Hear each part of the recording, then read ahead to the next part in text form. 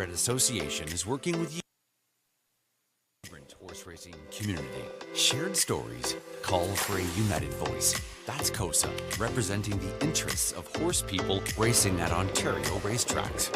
So whether you're first, last, or somewhere in between, we've got your back. With insurance, benefits, free lifetime memberships, and more. COSA. Follow our stories on social and check out the process at cosaonline.com.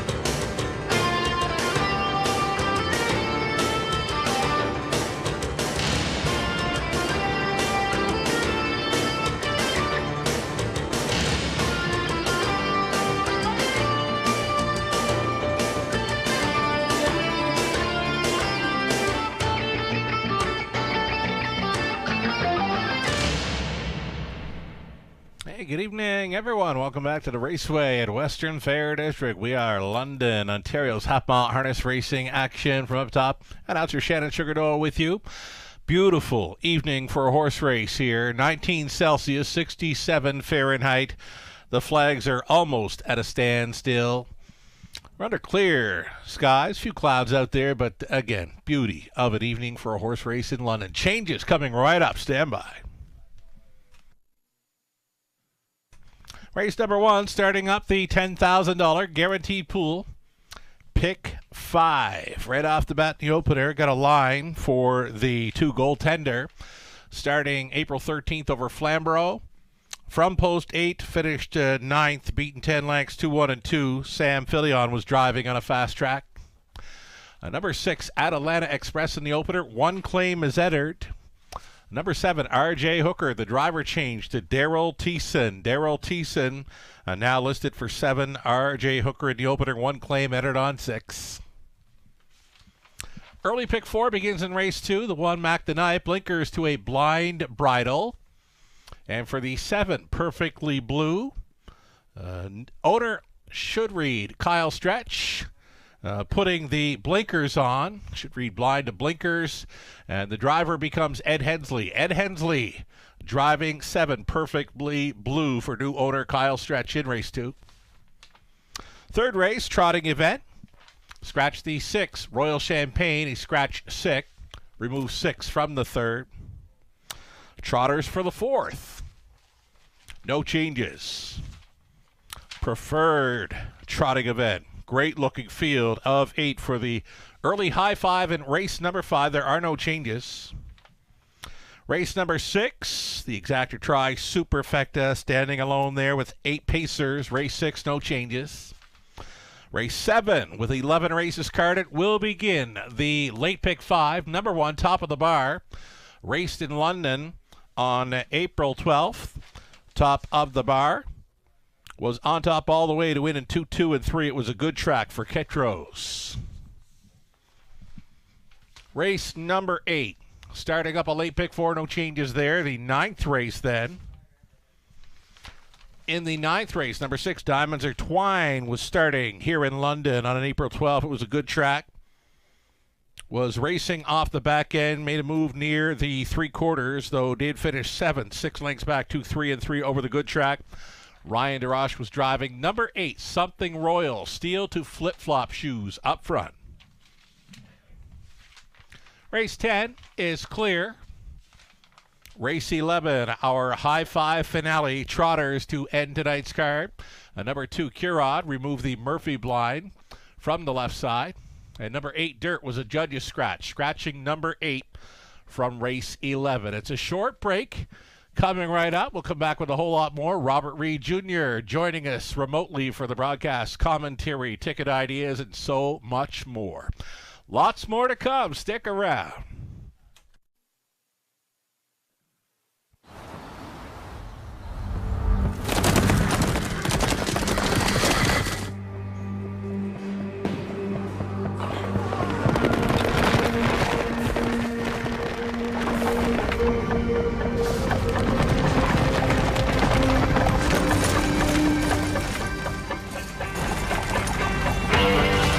Break the routine. Start today at OntarioRacing.com. Hi, welcome back to the show, everyone. You're watching the Raceway. Sugar Doyle with you from the eye in the London sky. Beautiful evening outdoors here. We're just shy of 20 degrees Celsius and up in the high 60s Fahrenheit. We've got Robert Reid Jr. Joining us for this evening's broadcast. How goes it, Rob? Fantastic, Sugar. Beautiful day and excited for a great night of harness racing action at the Raceway. Right on. We go back to last night, and we'll go back to Woodbine Mohawk Park, one of our own. Aged Trotter of the Year 2023 at the Raceway. Big winner. Tell us about it. Oh, I loved his chances last night. Didn't think he'd be that short of a price, Sugar, but I'll tell you, it got tight late. I wasn't sure that he held on until I saw the slow-mo. Yeah. I'm not good at calling the photos, not like you. And I didn't know if he held on or not, but he did. He gutted it out. Huge victory for October there on the big track. And we've seen him so many times at the Raceway, but that was a determined victory. I just love that trotter. So I'm really, really happy for his connections as well. Showed up with his A game, brought it last night. He parked almost at a half mile, and then he fought them off when they came to him late. New Life Best, I believe. Bucktober, again, Aged Trotter of the Year 2023 at the Raceway. A winner downtown at the big track last night at even money. The players were on him, too. Pretty good. Right from the get-go. I thought I might get some value on him. He opened off, I think, at 7-5 and just took money the entire wagering sequence and really just went out there and showed that he belongs there, right? Mm-hmm. So looking forward to seeing him, more at the big track. But, hey, listen, we'll miss him here. Hopefully he's back soon. Right on. Speaking of sequences, how about that late pick 5 last night here in London? Almost $8,000 on a 20-cent return. Pembroke Legacy was a key throughout. Yeah, no idea how it paid that. I had many people actually asking me today, how did it pay that? Was that correct? And I said, yes, it was. And, my dad, unfortunately, he missed one horse in the sequence, Vicious Aloysius. It was my top choice. Oh, I like that one, too. I especially like Cranky's Boy, too. I caught his last replay, and I had to fire that out there. He was on go last night. And that's who I missed, so I should have listened to my man Sugar Doyle. Here we go. Let's get a look at some Pick 5 ticket ideas on display in the monitors. Here we go. Race number 1. We're about 2 minutes away from the start up of this 11-race card. I'm going to go 3 deep in the opening leg of this Pick 5. We're on the trot. Junior with a rail, Borth, class dropping. It's all that for Junior tonight. I love the chances there at 2-1. Next door to him is Goaltender, who I've left off the ticket. 9-5 more favorite status currently. Might be kicking myself, but I got to stay with what I've selected about an hour and a half ago. Atalanta Express at a post 6. And an outside chance for the 7, R.J. Hooker, who picks up Daryl Thiessen now tonight. Thiessen driving, 7, R.J. Hooker. And again, a single claim is entered on the 6. So likely to be on go again tonight. Number 6, Atalanta Express. Sam Filion stays on board. Winner of 2 of his last 3. Over to race number 2, Mac the Knife. I like the chances. Number 8, St. Lad's Miss. Just love the chances. Had some broken gear early going. I believe it was that head check last time out. Still managed a mile 58-3 last time. Third race, nothing pops off the page. Now a reduced field of 6 on the trot. For me, it's an all button. Singling up Heavy Duty, loving him with the rail and the class drop tonight in the 4th race. 4 deep on the end with 1, 3, 6, and 7. Insanity, Johnny Buckshot, Delgado, El Toro, Loco, his return after the track record mile. That 5th race, wow, what a trotting event for tonight's High 5. And to cap off the early Pick 5, Pick 4. Robert, your best go on the early Pick 5. Yeah, just a different approach from me, but we got a lot of the same horses. Sugar. 1, 2, and 6 from here in the opening dash. I do have Goaltender in my ticket, thinking he might be able to use some of his back class. I've always liked that horse to get the job done here. So 1, 2, and 6 for me in the opener. 2 and 8 for me in race number 2, Malvolio, inside draw. Again, thought he raced well last time. St. Lad's Mischief, though, you're right. You got him in your ticket. Broken equipment last time. Dominant winner, 2 back. Race 3, the 1 and 3. Explosive Motion intrigues me. Much better post for that one. Road to Redemption went a long way in the engine last time. I think he's probably going to try those tactics again. Race 4, the 1, 5, 6, and 7. I think it's kind of a wide open event with the way the post draws have happened in there. But I like Heavy Duty with the inside. Speed could be dangerous. But I'm going to the outside of the gate, too, with the 5, 6, and 7. And you know what? I'm going right back to my man Delgado and race number 5. Sure. I think going back at preferred, you know what, he looked so good last time. And I really believe that he's, we saw him do it at Flamborough last time, similar class. He then came right back doing the preferred here at the Raceway. I think he does the same kind of pattern here tonight, even from post 6, and I think he gets bet pretty good in there, but he'll be my single. You know what? He was large. After missing 7 weeks, he was so good to go, and, we'll look for even more from Delgado in the 5th race. Here's a stat from last night, Robert. I've been following these trailing spot 8. We've been talking about it all race meet, how tough it is. We had 6 horses race from the trailing spot last night. A lot of them were pretty good horses, too. They managed 1 third best finish throughout the night. Wow. You know what? It's snake bitten. And I saw it at Grand River last summer as well. It's just the dynamic of racing, on the Bs. And that trailing post has changed over the years, right? Not like it used to be when I was younger, where they would always get away well. It's very different now. So I kind of steer clear from there on a short price, Sugar. We'll see what happens with them tonight, though. Here we go. Post Parade, race 1 of 11, coming right up. Best of luck to all racing and playing tonight.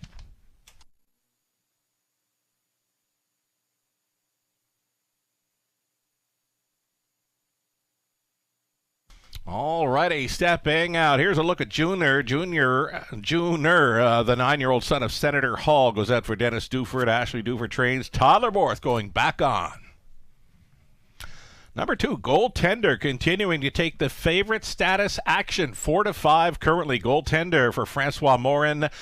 Gerard Demare training. Travis Henry the call. I Am What I Am at a post 3. Lauren House on for Patricia Gibb. Trainers Joe Shaw. Satin Pajamas 4. Jeff O'Brien owning, training, driving, sharing ownership with Pamela Baum, along with Eldon and Carol Wetlofer. Kill Martin Dreamer, the 5. It's Rob Doyle driving for owner breeder Betty McKinnon. Ashley Duford trains.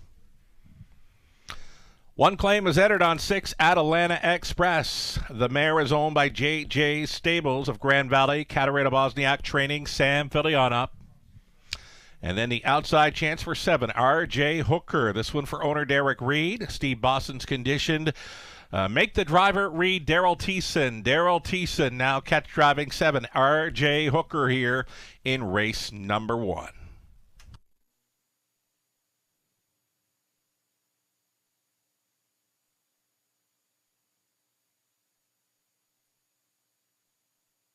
Here we are looking at Junior and Tyler Borth. He's got a pretty good habit of doing this, Robert. He lets them flow pretty good out of the post parade, opens up their lungs, gets them ready for possibly what could be a big trip here for Junior tonight. He's down in class, plus it's the rail, plus it's Borth. He's a pick 5 must play with these. 4-1, love the price. Yeah, I agree. The price is great right now, and I love that too, Sugar. Coming to the post parade, let them ramble a little bit, right? Like you said, open their lungs, and right now Junior looks like he's having a good time out there. He's trotting nicely and got the ears up. Oh, yeah, he's sharp. Feeling pretty good about himself. So, I think that Junior made sense in here because you get rail control, you get Tyler Borth back aboard, and when I looked actually at the early double, I thought, well, maybe I'll be sick that I don't play a 1-1 double because it's Tyler Borth with a couple of rails, right? But a much bigger fan of the 1 Junior here in the opening dash, and thinking 4-1 is all kinds of value. I did not see the support coming like this for Goaltender. I thought he would get that a little bit, but I thought Junior would take a little more respect. Even though he has been long odds lately, but better post, and of course Tyler Borth aboard never hurts his chances. He was a winner last time Tyler was aboard, and it was a gate-to-wire victory. Granted, it was against a softer bunch, but I think we'll probably see similar tactics tonight. You know what? This first race, the speed looks killer for the exactor box. Number 6, Atalanta Express. Looks to be the only other speed in here to go with Junior in the early going. There is a claim entered, so you know what that means for 6, Atalanta Express. Yeah, there's no tomorrow, and you said it, right? I mean, I looked at the race, said the same thing. The lineup really should be 6-1, you would think, right? Because that outside speed coming around, I think Junior would be more than happy to yield and sit behind Atalanta Express, who was a winner last time. There's also quite a few kind of horses that have some breaks scattered in their cards. Right. The 2, 3, 4, 5, and 6 have all made breaks off the gate before. So if that ever happens, it makes it easier for that lineup as well. So those are the 2 that I kind of thought would kind of decide it in here. And I'm shocked that we're seeing 6-1 on Atalanta Express off the win last time. it really was a nice victory, right? 28-4 to the quarter, for sure, and a mile time of 59-2. So I think that price should come down come post time. She's a 7-year-old. She's just coming in off her lifetime best. That was the best she ever won over a half miler in Ontario. Yeah, and I remember growing up, I had a lot of trainers tell me that, trotters kind of get better with age, right? They can kind of find themselves the older they get. And it looks like she kind of did so last time with, you said, the lifetime mark. And after going 1 for 34 last year, she's 2 for 10 this year. So she's already doubled her win total. This is the best I have ever seen this mare, and the 6-1 price is crazy good right now. Goaltender for me. I'm a fan as well, but I'm just not seeing any gate speed. And like we said, the 1-6, 6-1 lineup could be good to go in here. Goaltender, he'd have to show a little more in the early going. He's got to stay close to be a big player here. Yeah, I kind of liken this to being his third start back, because the line that to be announced, he had the 8-hole right at Flamborough. So what chance do you really have there, especially on a horse with his kind of tactics? So I thought he raced pretty good first start off the bench for Gerard Demers, and we might see him continue to kind of make progress for him. But I think he's way over bet right now at 6-5. And like you said, Sugar, not a lot of speed on the card. I know post 2 might help him get away well, but he's still going to be facing an uphill battle, and it might be too late for him to get there at the wire. R.J. Hooker, 9-2, picks up Daryl Thiessen. He's going to want to have this one in play at some point. He will, and it's interesting. This horse, I've seen him kind of flash speed before. He's kind of a closer as well. But we'll see what he tries tonight. Looks pretty sharp out there, and I don't mind Daryl, getting aboard this one. Maybe he'll try to wake him up in the early stages. Last time raced well, had to settle for third, but beaten favorite, so you're getting much better value. 6-5 last time, 9-2 tonight. Right on. I'm just getting word right now of a late scratch throughout this early pick 5 sequence. In the 4th race, number 5, Hot Fudge Sunday, just came out. So scratch the 5, Hot Fudge Sunday, from race number 4. Just been giving that scratch right now by officials. Race 4, scratch the 5, Hot Fudge Sunday. Also being told Garrett Rooney will not be with us for tonight's race card. Garrett Rooney, some driver changes to come. So here we go. Field of 7 on the trot for race number 1 of 11. Junior on the rail. Goaltender, I Am What I Am, Satin Pajamas, Kilmartin Dreamer, Atalanta Express, R.J. Hooker farthest down into the stretch. Picking up speed, here they come. It's the opening leg of an early pick 5 in London. It starts right now. They're off. Junior, of course, with early speed on the rail, up between trotters. Went Satin Pajamas, a much better getaway for Goaltender. He's going to be up close this evening. He's securing an early 2-hole ride behind Junior. At 6-5, the favorite is leading for Borth. The lead is 2 full lengths to Goaltender in second, parked in the early going third. Now it's pylon position for Satin Pajamas, who settles in. Away in fourth, I Am What I Am. Then in fifth, Atalanta Express from off the pace tonight. Back markers are Kilmartin Dreamer and R.J. Hooker, 28-3. Flashed opening quarter by Junior. Junior leading unchallenged here at 3/8 completion. Closer now in second to follow the Borth helmet. Goaltender continued to take the action right up until post time. He's a 7-5. Second choice following the favorite here. Halftime leader, it's Junior. Junior had them by the half, 59-2. He was a rated 30-4 through that second quarter. Goaltender holding down the pocket and uncovered I Am What I Am, moving first up for House in third. Fourth and in for Satin Pajamas, gapping on her cover. Atalanta Express, she's not keeping up with them there. In fact, she's lost a position as Kilmartin Dreamer came through on the inside. Satin Pajamas to a break. They're all out and around that one. Up on the wide side, R.J. Hooker now in play, has just taken fourth with a quarter mile left to go. 3 quarters, teamed and beamed. 129-1, still Junior leading. Has that pick on the outside in I Am What I Am, who's keeping Goaltender locked and blocked. Though that room, it's about to open up. It's come down to these two, Junior and Goaltender now unleashed. From the pocket, the favorites are going to ding-dong it here through the stretch. Junior on the inside, Goaltender shows up tonight. Goaltender for the win at 7-5. Henry on board for the mare. Junior was second, on to take third at 45-1. That is Kilmartin Dreamer, 159-1. Goaltender off the schneid here in the opener.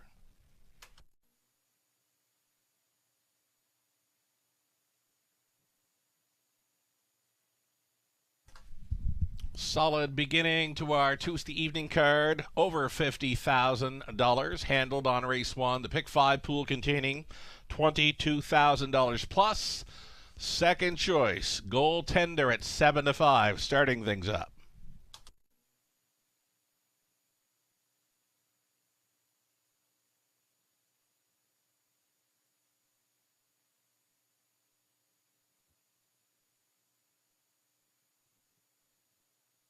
So it's 2 Goaltender on top of 1 Junior.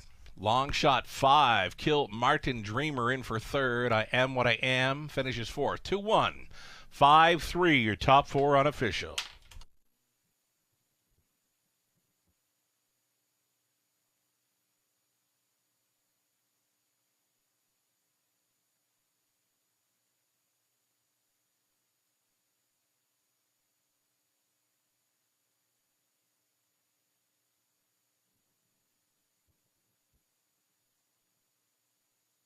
Returning to victory lane, this is Goaltender. Goaltender went out for owner Francois Morin, trainer Gerard Demare. Travis Henry was on for that victory. 7-year-old son of Wheeling and Dealing.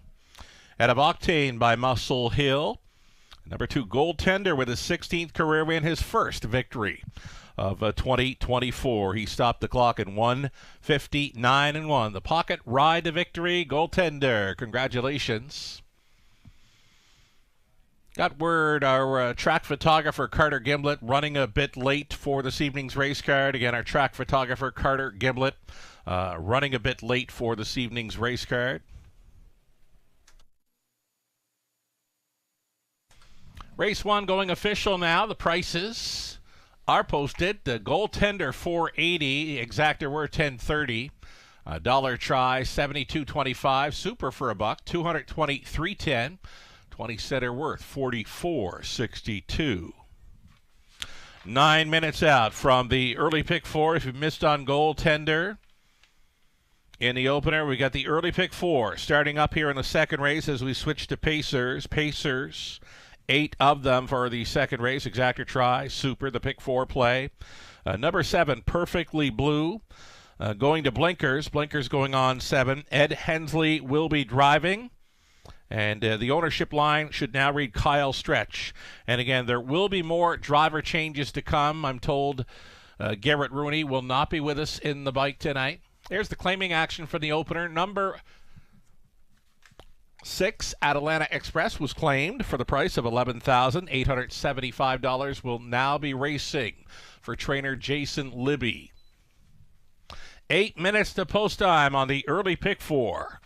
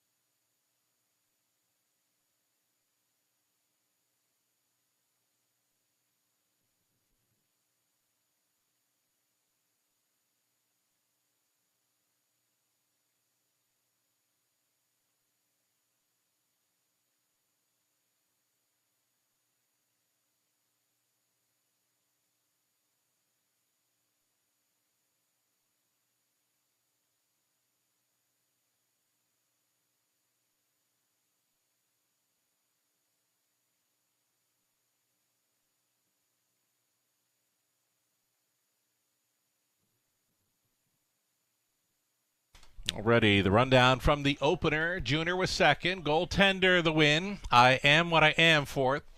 Satin Pajamas seventh.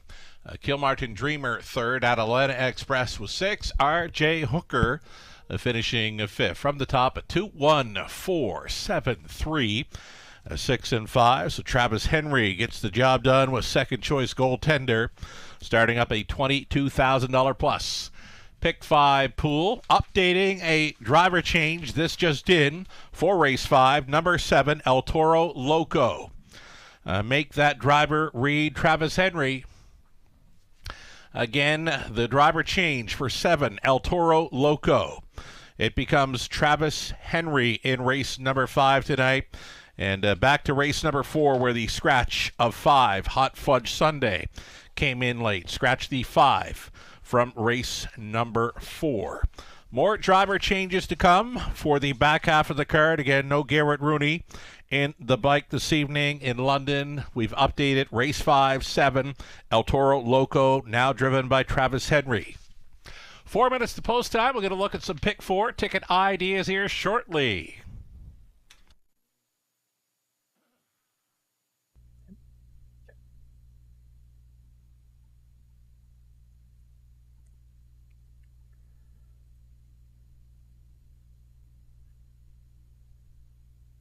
Goaltender took a lot of support in the opening dash, went off as the second choice and converted off a perfect 2-hole trip behind Junior Sugar. We both thought that goaltender had a chance, but didn't see him getting away in that spot. When he did, I think we both thought he was going to be big trouble. In race wagering, if you could bet going into that first turn, you'd have been all over a 1-2 exactor box all day long. Could not miss, right? The other speed horses kind of weren't able to get away as well as they tried to from the outside of the gate, just couldn't get there. And goaltender, you could see, was swelling up in the pocket the whole trip, and looked like his old self. Just what he needed, right? The old car song, exactly. Just what I needed. Yeah. Over 3 going into that this season. Hadn't won since September of last year, but certainly good to go tonight at the Raceway. Good call on him. You're alive in the pick 5. I threw mine out there for race number 1. So we've got an early pick 4 to begin in race number 2. Love the chances for both 1 and 8. Mac the Knife, rail advantage. Totterborth was on this one last time out. Showed a big mile, a 58-2, a closing 58-2 miles. Back half registered in 57-3. Totterborth staying on the 1, Mac the Knife. Number 8, St. Lad's Mischief, raced without much of the mile with a broken head check last time out. Still showed up 4th in 58-3, so a big mile with the broken head check last time out for the 8 St. Lad's Mischief. All button for me in the third, the reduced field of 6 with the scratch of 6. Nothing popped off the page for me in race number 3. Going to stay with my single, number 1, Heavy Duty. Loving the fact he's getting away from the preferreds. Gets the rail to work with as well. He's been very sharp in recent starts. And race number 5 will close things out with the 1, 3, 6, and 7. Robert Reed Jr., your best go on the early pick 4. Well, similar here, but I'm going with the 2 Malvolio with the 8 St. Lad's Mischief. Well, I think it's a really insane price for now at 9-2, by the way. From the trailing post, we know it's tough, but I think he should be able to get away well enough from back there. So 2 and 8 for me here in the opening leg. Just the 1 and 3 in race 3. Road Redemption, inside speed from that rail spot. Again, explosive motion, huge post relief after just really difficult starting spots in each of his last 5. And then in race number 4, the 1, 5, 6, and 7. Now the 1, 6, and 7 with the scratch of the 5 Hot Fudge Sunday. So just going 3 deep in there now. And then in the money leg, race 5, sticking with the 6 Delgado as a single, hoping that he can make it back-to-back jacks here at the Raceway in London. And like you said, I'm hoping he can even build off that latest performance, Sugar, because second start back at a regular rotation, he should be good to go. That 5th race, a great-looking field of trotters. We've got our newest track record holder returning, El Toro Loco. But you know what? Garrett Rooney coming off the horses now tonight. Travis Henry now listed for that 7 El Toro Loco. Coming in after missing a month of racing action. Plus, it's that tough outside post 7 to overcome. But you know what? I'd take post 7 over post 8 right now in London. Yeah, myself as well, because you got the option for the killer crossover. You can float off the gate, whereas you're kind of just stuck to what everyone's doing around you, right in that trailing post. So at least you can take your destiny into your own hands from the outside, whereas you can't do that with post 8. Right. You know what? I don't mind the chances for this 8, St. Lad's Mischief, leaving from the back tier spot. You know, if his nose was on gate, of course he's going to get away better. But if he's not going to be on top, the trailing post 8's not going to factor in much to his racing style. For me last night, there was a horse leaving from the trailing spot that I thought right off the bat, this is going to be trouble. Curious Cortez. He's a known speed horse. And I think he went away at something 4-1, 5-1. But some horses just give up when they're following a helmet out versus the starting gate. Yeah, they do. I mean, they get jammed up, right? They're crowded. There's a lot of things that can kind of go wrong from that starting spot. And I agree with you. St. Lad's Mischief, I think his racing style helps here for that place. And of course, you know, he's been, you know, he should be confident at the end of this. You know, if you're fourth last time, you doesn't let her do that. All righty, horses and drivers getting set to post parade here shortly. Lots more to come.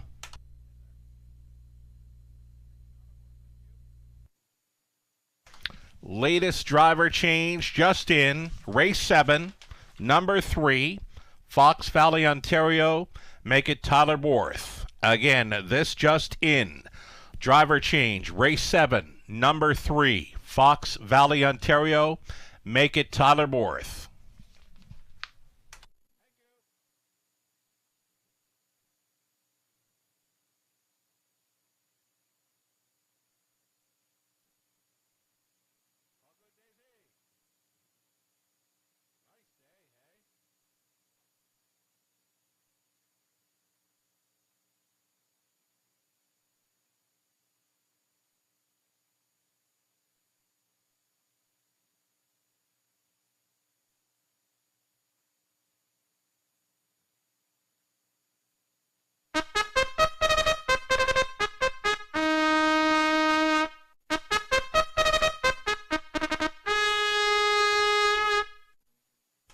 Race 2, Pacers on parade. A group of $8,000 claimers that are non-winners, $40,000 lifetime or $1,750 in their last 3 outings.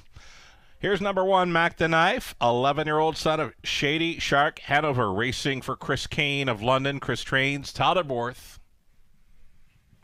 Number 2, Malvolio off the Sharp Deuce in his latest. Tanya Lawson owning. Pat Bissett trains Daryl Thiessen. Full race gam is 3. Scott Ray stays on for Pamela Loomis, along with William Kirkpatrick, conditioned by Michael Rogers. Number 4, Yankee Up. Travis Henry will try to come right back in this one. Owned by Dennis Spitzig, Dwayne Spitzig trains. Taylor Spitzig owning and training 5. Ranger Hanover, Dan Clements. Then 6th Century J-Rock, Sam Filion for Stuart McQueen and Jamie Copley, Stu trains. Outside chance for 7, Perfectly Blue. Blinkers going on. It's owned by Kyle Stretch, now trained by Cameron McQueen, driven by Ed Hensley. And for the trailing spot, number 8, St. Lad's Mischief for Allie and John Kennedy. John trains Jason Ryan in the sulky. 8 Pacers then for race number 2, Exactor Tri Super. It's the early pick 4 starting up.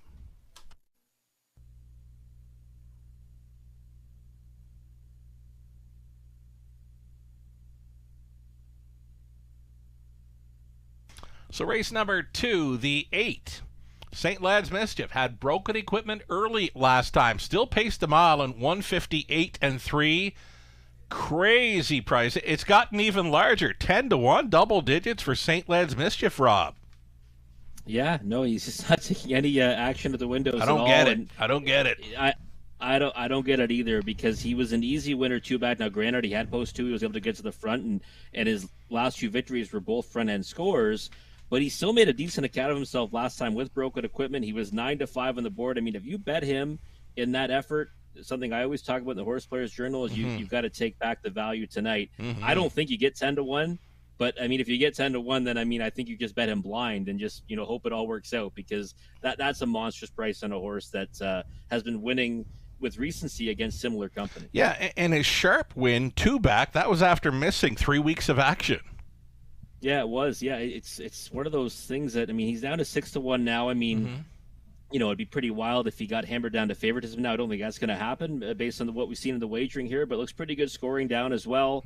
As you mentioned, I mean, the trailing post obviously isn't ideal, but I think he's got enough speed around him where he'll get away good enough that maybe he latches onto a helmet. If he ever sits a second over Tripp, I'd be surprised if he's not right there at the wire. He'll be looking for some pace to chase. Number 8, St. Lad's Mischief here in race number 2. Number 2, Malvolio. Big deuce last time out at a big price.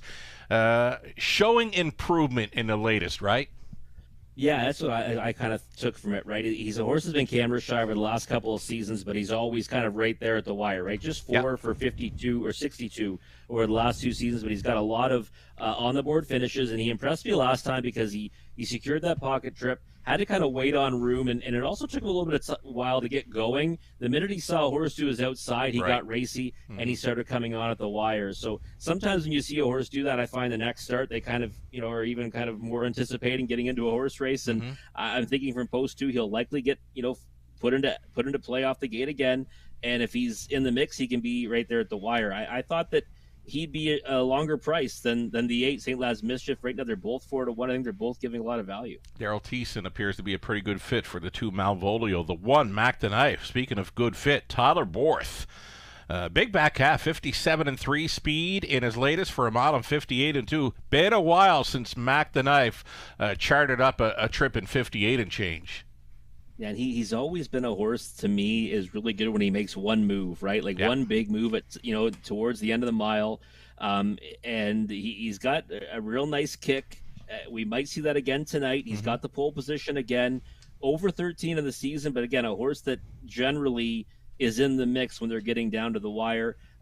Be interesting, you know, he's going to might go for the favorite out 9-5. He's trying to get off the schneid on the season sugar. Yes. I couldn't put him on top because of that. Okay. But I've always like the horse because he gets his way, you know, onto the trifecta, onto the super with frequency.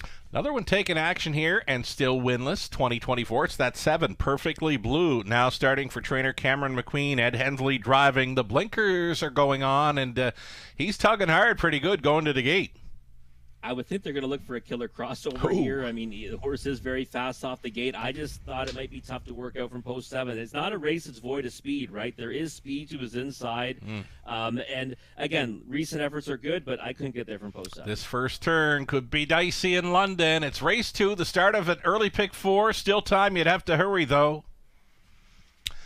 Lining up, Mac the Knife, Malvolio, full race cam, then Yankee up in the center, Ranger Hanover, Century J-Rock, Perfectly Blue is farthest out, and a gapped off trailer, St. Lad's Mischief, going to be spotting them 4 or 5 lengths here at the beginning. Here they come. And there they go. Off the car first, Yankee up, teamed up here in the early going by Travis Henry, securing the 2-hole ride was Malvolio. It's Mac the Knife who got away in third, 4th best for full race cam, 5th and in for Ranger Hanover, parked in the early going. Perfectly Blue at 9-2. No room at the inn for that one. St. Lad's Mischief going next to last at a gapped off trailer. Century J-Rock. Well strung out here. This field of 8 by the quarter. Hot for this group. 28-1. Yankee up. The 9-year-old son of Vertical Horizon showing the way. His lead is 2 full lengths to Malvolio. Tripping out again this week to be second. Mac the Knife is traveling third. Left out there the long mile tonight for Perfectly Blue is 4th. 5th and in for full race cam at a big number, 60-1 in fact, that he's switching outside with a lap to go. Ranger Hanover travels in 6th. Underway taking 7th with Century J-Rock. St. Lad's Mischief now a Bear Reed 8th, following a half, 59-1. Yankee up, still doing good things up front. Yankee up, leading with 3/8 left to go. Second best has been Malvolio, holding down third. Mac the Knife, Ranger Hanover saving ground to gain a position. He's now fourth as they travel up and towards three-quarters. Yankee up at 7-2, blazing by three-quarters in 1:28-4, and they picked it up in a big way. Yankee up, trying to go downtown in London. Battling on for second are Malvolio and Mac the Knife. They've got separation on the rest, down to these three as they make the swing. Yankee up, still the one. Mac the Knife still coming. Room at the inn. Malvolio. Yankee up, still going strong. He's too much for them tonight. Yankee up. Travis Henry takes the first two tonight in London. Malvolio was trying to be second against Mac the Knife. St. Lad's Mischief with a late move to be fourth. 158-1.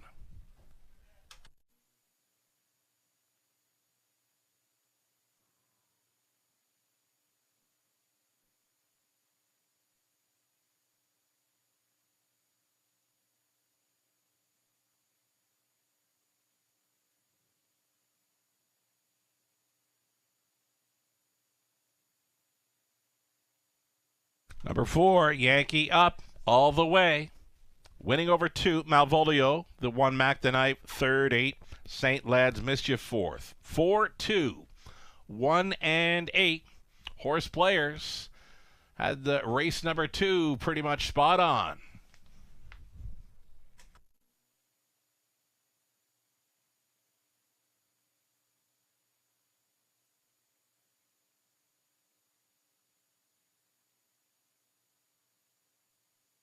Great start on this Tuesday evening card. Travis Henry, 2 for 2 thus far tonight. He'd love to be in this position a week from tonight with the Ontario Regional Drivers' Championship taking place. He'll be one of the 9 competing drivers for the ORDC 1 week from tonight. Travis Henry going in the right direction, going in to the Ontario Regional Driving Championship next week right here in London. Yankee up, coming back. 9-year-old son of Vertical Horizon for the Artiscape mare. Nice Yankee, bred by Dr. Jim Rhodes of Alberta. Dennis Spitzig owning. Dwayne Spitzig trains. Travis Henry drives for the double all the way tonight aboard Yankee up in 158-1. 24th career win. Third of the season for Yankee up. A season's mark tonight in London. Congratulations.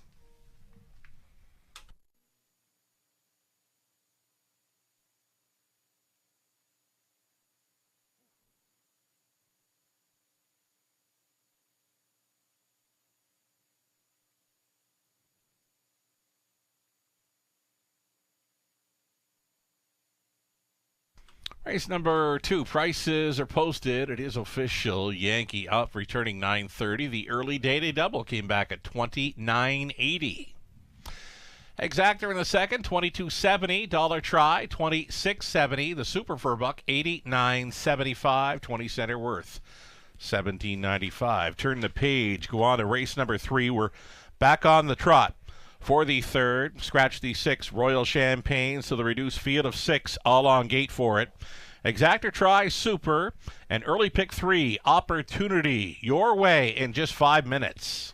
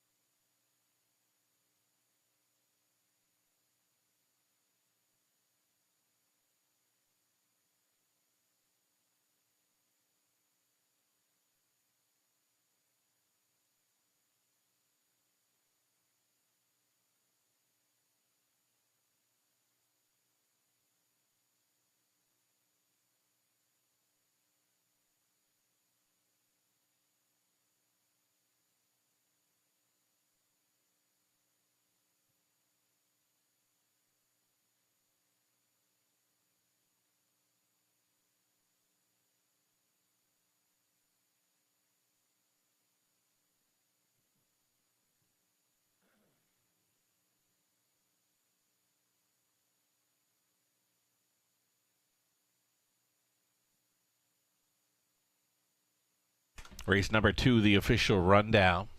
Mac the Knife third, Malvolio second, Full Race Cam seventh, Yankee Up your race winner. Ranger Hanover 5th, Century J-Rock 6th, Perfectly Blue 8th, St. Led's Mischief 4th. Mile of 158-1, Season's Mark, Yankee Up at 7-2, opens up the early pick 4. From the top, a 3-2-7, 1, 5, 6, 8, and 4, Travis Henry in for 2 here in the early going.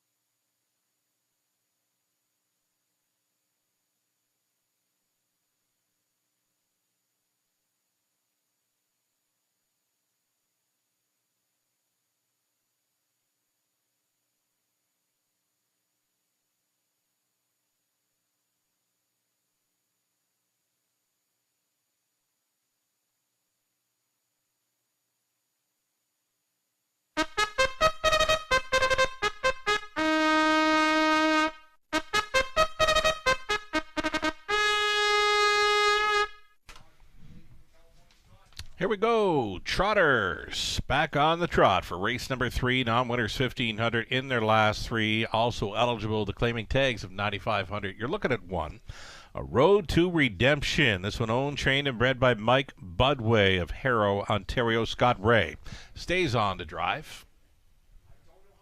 Telling the Story is 2. It's Lauren House for Patricia Gibb, the trainer's Joe Shaw.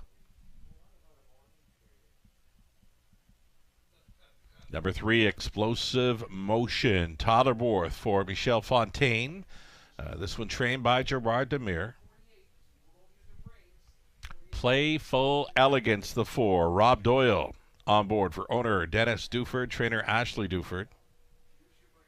JJ Stables owning, it's Ted Knight training. Number 5, Al's Warrior, Paul McKenzie.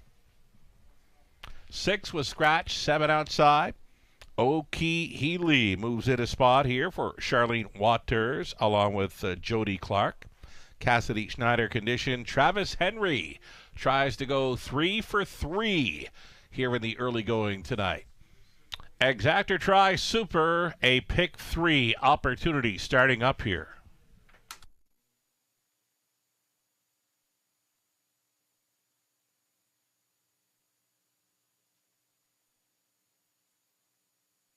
Top selection here for Robert Reed Jr. Explosive Motion. Tyler Borth gets the call here for trainer Gerard Demers. Was here in London 2 back, and a tough spot to race from, and still managed a 3rd, and then over Flamborough, outside post 8.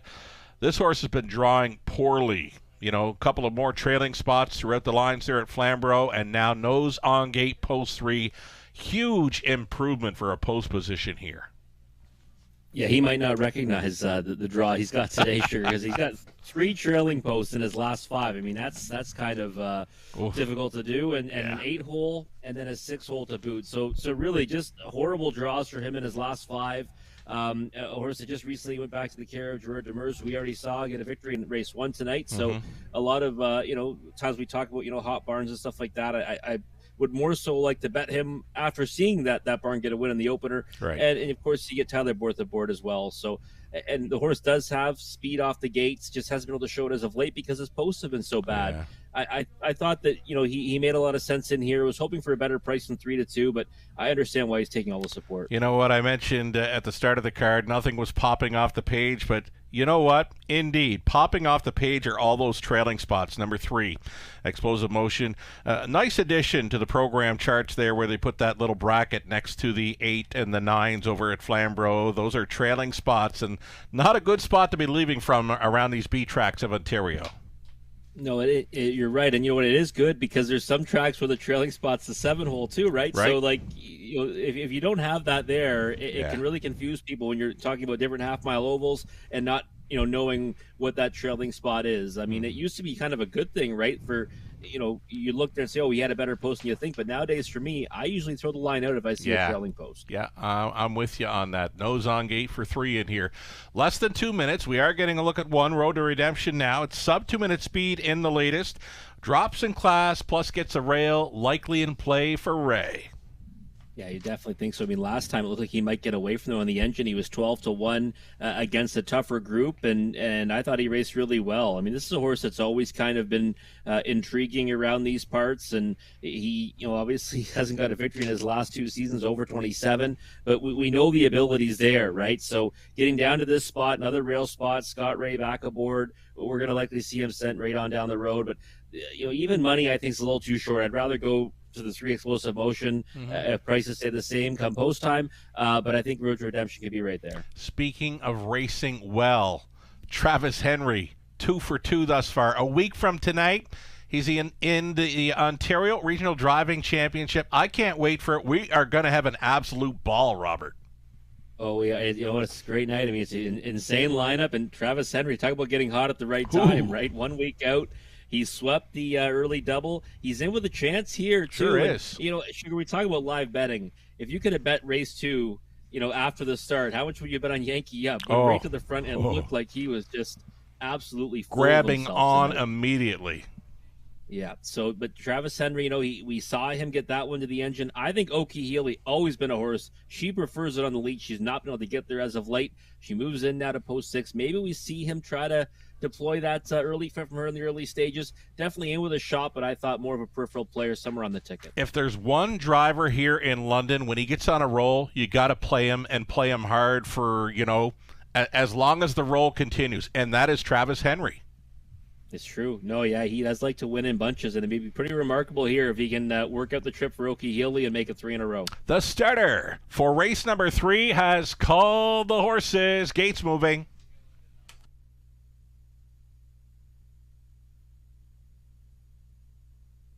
Going in behind, Road to Redemption, Scott Ray. Telling the story, Lauren House. Explosive Motion, Todderborth.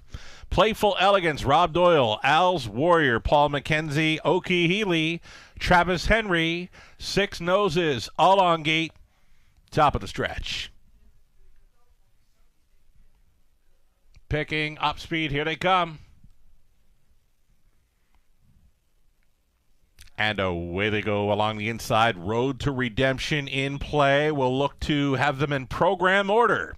Bending into that opening turn and off stride went Telling the Story.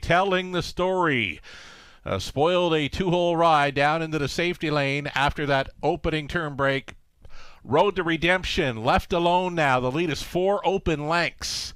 At 3-1, Road to Redemption leading over Explosive Motion, who's now gaining and getting closer from second, third and in for Playful Elegance. Then it's back to Al's Warrior. Oki Healy back down, trotting and trailing, Telling the Story. Single file through that quarter mile in 29 flat. Road to Redemption leading. That lead still 3 full lengths at 3/8 completion. Explosive Motion closed up as the heavy hitter here at 2-5. He's just going to try to close up that gap in second. The big mare, Playful Elegance, looks at it from third. Then it's back to Al's Warrior, Oki Healy, Telling the Story at the back of the bus. 59-2, halftime speed. Road to Redemption being left alone in here.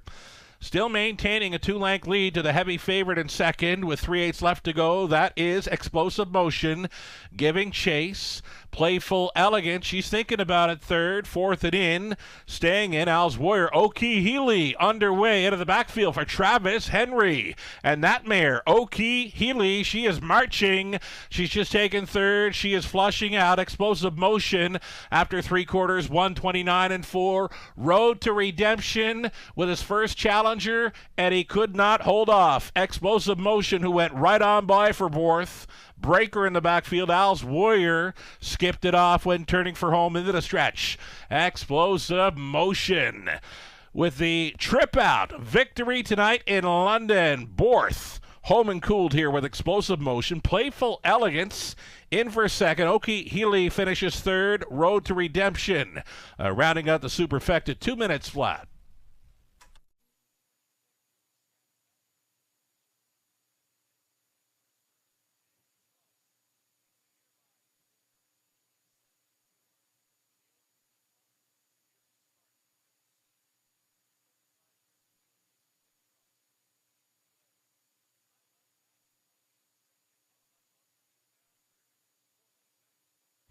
Number 3, Explosive Motion on top here for Borth. 3, 4, 7, 1. Your top 4 unofficial.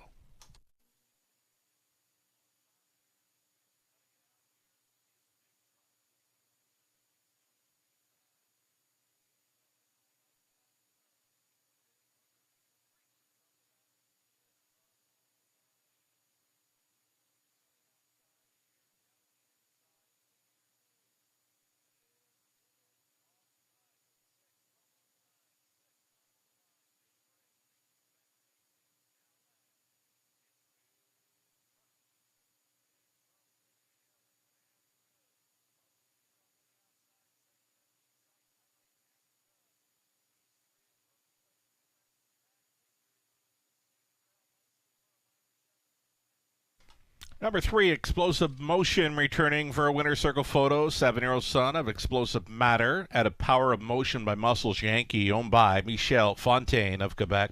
Gerard Demers training for the double. Todderborth on for the driving victory. Tripped out victory for Explosive Motion this evening. 2 minutes flat the winning time. 10th career win, first on the season. Congratulations to the connections of Explosive Motion in winning race number 3. As mentioned, a winning trainer, Gerard Demir. He's 2 for 2 thus far tonight. He's got one more in to go. Race number 9, number 1, Shady Memories with Tyler Borth listed. Might be one to circle up on the program right now. Gerard Demirs could go 3 for 3 in training victories, sending out the 1, Shady Memories in race 9. Tyler Borth listed.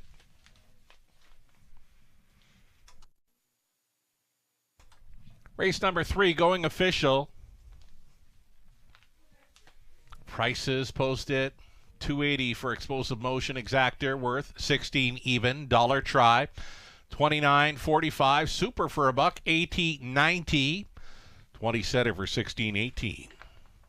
Just like that, moving right along here. More trotters in the 4th race. Reduced field of 6 as the 5, Hot Fudge Sunday, was a late scratch. Exactor try, Superfecta, a daily double here in the 4th, 5 minutes out.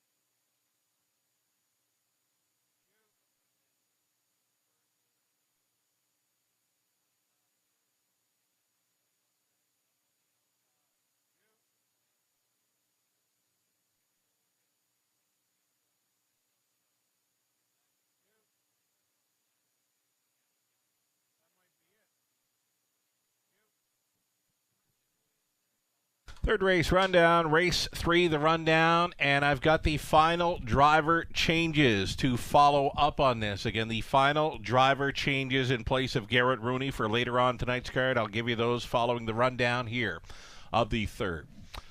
Road to Redemption 4, telling the story 5th, Explosive Motion, our race winner. Playful Elegance 2nd, Al's Warrior 6th. The 6 was scratched, Oki Healy finishing 3rd. From the top, a 4, 5, 1, 2, 6. Scratch with a 3 on the bottom. We've got our 4th race up and coming. As mentioned, I've got driver changes, all those late driver changes in place of Garrett Rooney for the remainder of the card. I've got them, and I'll give you the remaining changes for tonight. In the 4th race, the 5, Hot Fudge Sunday, has scratched from this, a late scratch of 5 in the 4th. In the 5th race, number 7, El Toro Loco, that driver, Travis Henry. Travis Henry for 7 in the 5th. Race number 6, number 7, Master Fencer. Make it Tyler Borth. Race 6, the 7, Tollerworth. In the 7th race, we gave it to you already. Number 3, Fox Valley, Ontario. That one is Tollerworth. Race 7, 3, Tollerworth. Continuing along, race 8. 8th race, number 2, Matt's Tuition. It will be Daryl Thiessen. Daryl Thiessen now listed for 2 in race 8. 9th race, race number 9, the 8 Something Royal. Colin Kelly now listed. Colin Kelly for 8 in race 9. 10th race, in race 10, the 6 Einhorn. Lauren House. Lauren House, the call for 6 in race 10. And then the 11th and final, there was a scratch on the 8 Dirt. Scratch the 8 Dirt from the High 5 finale. We do have you up to speed now on all the latest changes for tonight's card. Updating the live money. $437 still in play from the $22,000 plus Pick 5 pool, following the victory by heavy favorite Explosive Motion. As far as the Pick 4 goes, Pick 4 pool contained $10,000 plus, $758 still in play following leg 2. Trotters for race number 4 of 11 are next for an exactor try, super, and daily double.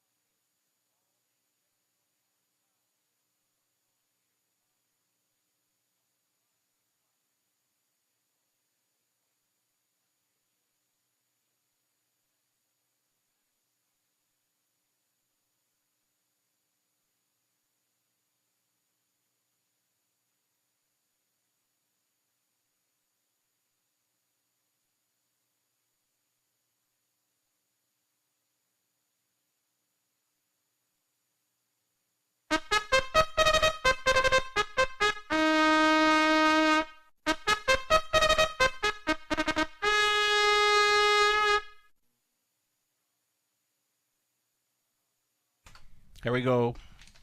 4th race starters on parade. More trotters here, led by the 1 Heavy Duty. This one for owner, trainer Natalie Elliott, Ryan DeRoche in the sulky. Classy Guy from Post 2, Natasha Day on board for owner Kerry Howard. The trainer's Jeff Graham. Petro Angel 3. Off the big win, the mare is owned, trained and bred by Daryl Laver. Brett McDonald stays on. Raise a Little Hill, the 4. Goes out for Gino Toscani, the trainer Gary Murner, Travis Henry in the sulky. 5 was a late scratch, the 6. It's the Boss Man for Steve Palermo, trainer Steve Bossens, Tollerworth. And the outside chance for 7, Working It on Broadway. This one owned, trained, and driven by Don Rankin Jr. Rankin sharing ownership with Chris Hadrian. Reduced field of 6 on the trot, exactor try, super, and a daily double.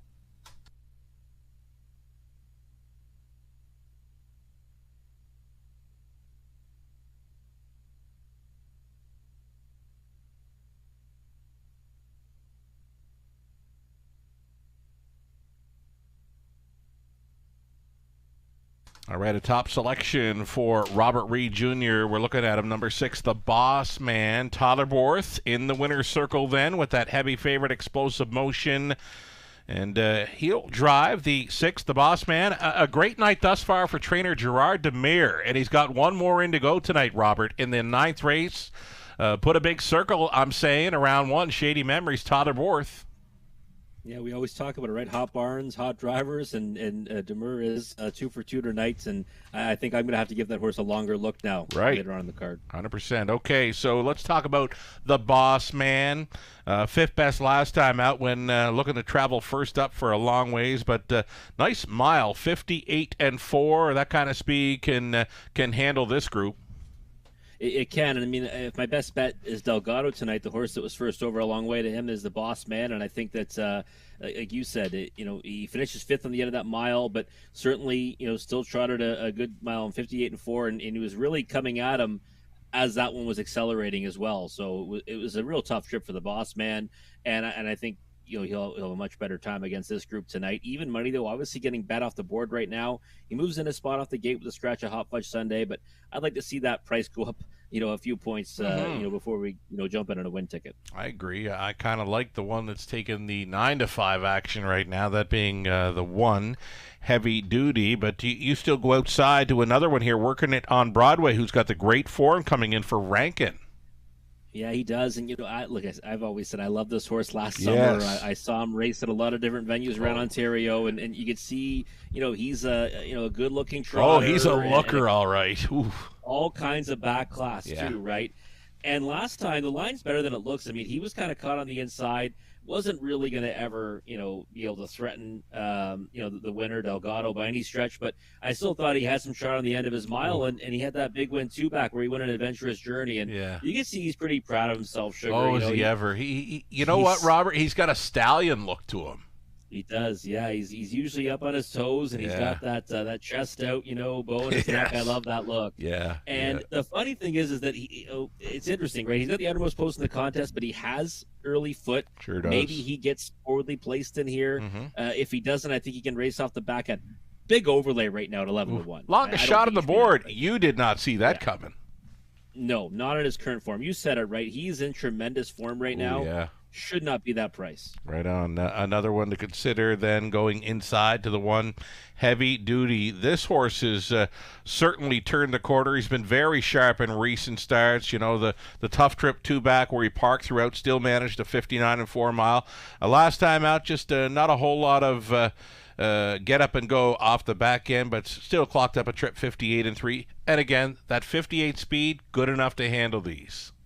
Yeah, the thing is, too, right, is we've seen 3 races. We've seen 2 two-hole winners and a front-end, kind of smoke show. Mm-hmm. Heavy Duty's got to be the speed in here, right, pushing out off the inside. Yes. And I would think, he's going to want to cut it or at worst sit a 2-hole. And if the Boss Man and working on Broadway can't get off the car, which, I mean, it might be tough for them to do from out there, especially the Boss Man doesn't have a ton of early foot, then he might be the one to catch, and that makes him dangerous. So 2-1. I think he is value right now at that price with the scratch of the 5 Hot Fudge Sunday, who may have tried to challenge him in the early going. And we're likely going to see Heavy Duty try to take them all the way on the engine or at worst at a 2-hole.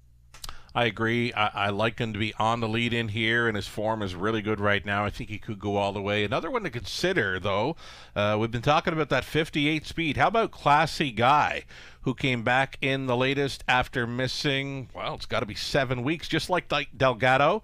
Made a move first up from a trailing spot 8 and second best, just missing by a nose, 58-4. 6-1 currently for Classy Guy. Yeah, it was a big trip, and I thought Classy Guy held on in that one. It was really tight at the wire, obviously. Pierce Wave Hanover got up last step.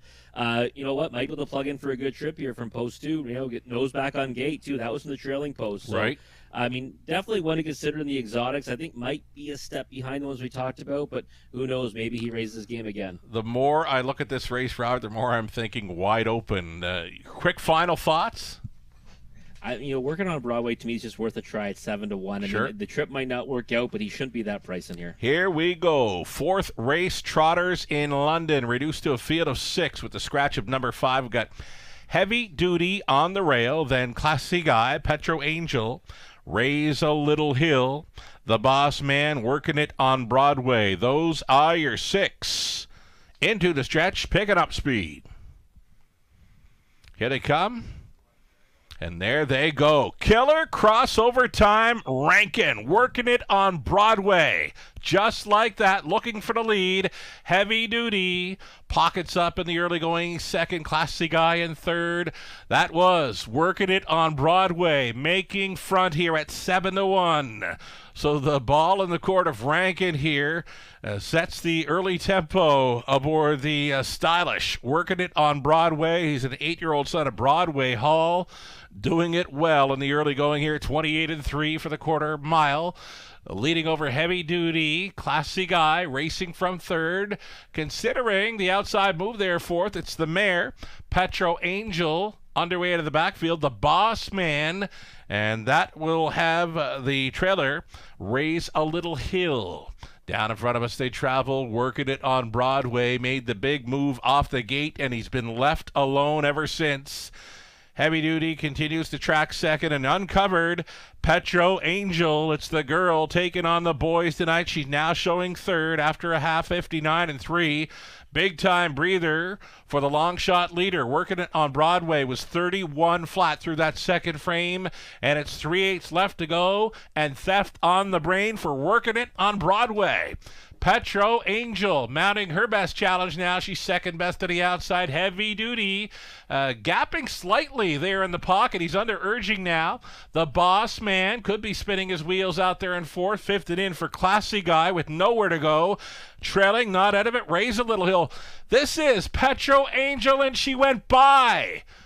She's a grit grinder, just like last week. She's taking control with an 8 left to go. This is the longest shot on the board. Petro Angel. This girl has beaten the boys tonight. She's on top and trotting off and away from them here. Petro Angel doubles up. McDonald for Labor, holding the deuce. Was long shot working it on Broadway. Then Heavy Duty, the Boss Man. Raise a Little Hill and Classy Guy. 159 flat. How sharp is Petro Angel right now?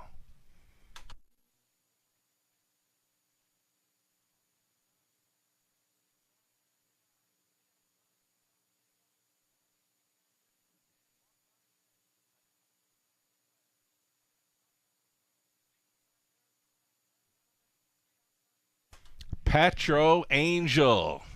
The grit grinder. She does it again. First up forever. And takes victory for 2 in a row in London. A 6-year-old daughter of Archangel. She's on her way back. Holding down second. Working it on Broadway at 7-1. Long shots in the front 2 spots here.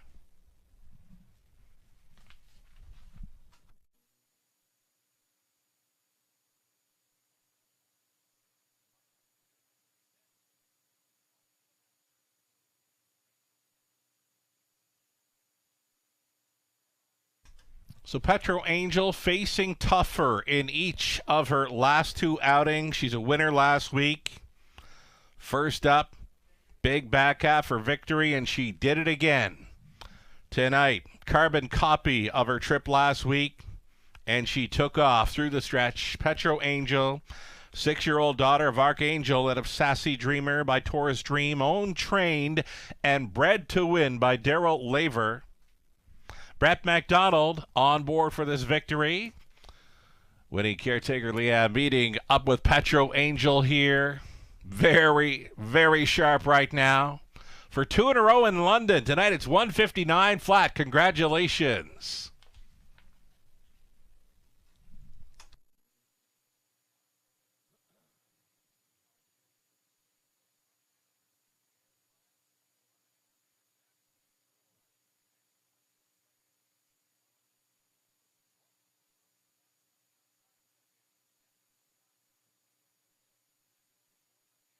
Race 4 going official. Petro Angel, longest shot on the board, $21 even on a win price. Exactor $182.50. Dollar try came back at $404.60. Super for a buck, $645.80. It's a 20 setter on the superfecta worth $129.16. A short field of 6. So Petro Angel, she was a big long shot on the morning line. Longest shot on the board in there. Gets there for 2 in a row. Fifth up and coming. Travis Henry to drive 7 El Toro Loco. Making his first start back after a track record performance, 156 flat, back on March 13th.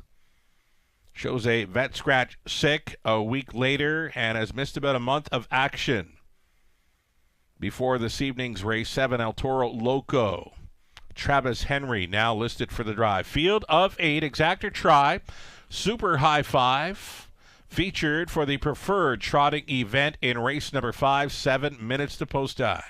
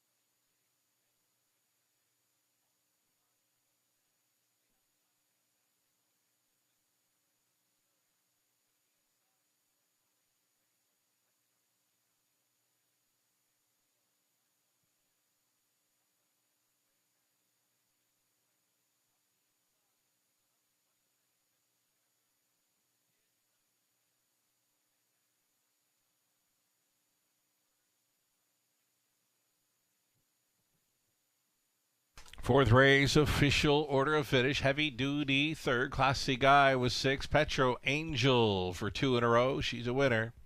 Raise a Little Hill fifth. The 5 and scratch. The Boss Man fourth. Working It on Broadway was holding second from the top of 3, 6, 1, 5 scratch.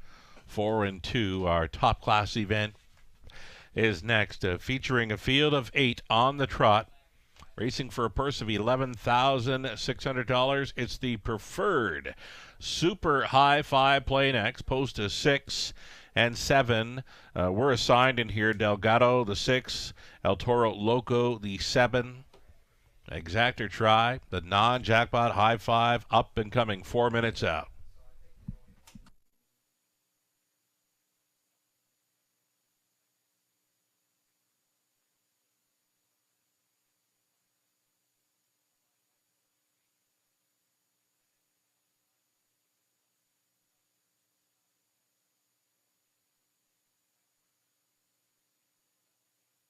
Will Pays are now on display. Pick 4 Will Pays. Pick 5s are coming right up here. The pick 4s. Will Pays are featured at the $1 amount. Here's the 20-cent pick 5 returns. Favorite to complete it, number 3, Johnny Buckshot. $239 and change coming back. There was action as well for 7 El Toro Loco. No live money on horses 5 or 8. No live money in play for horses 5 or 8. On the end of the pick 5 play.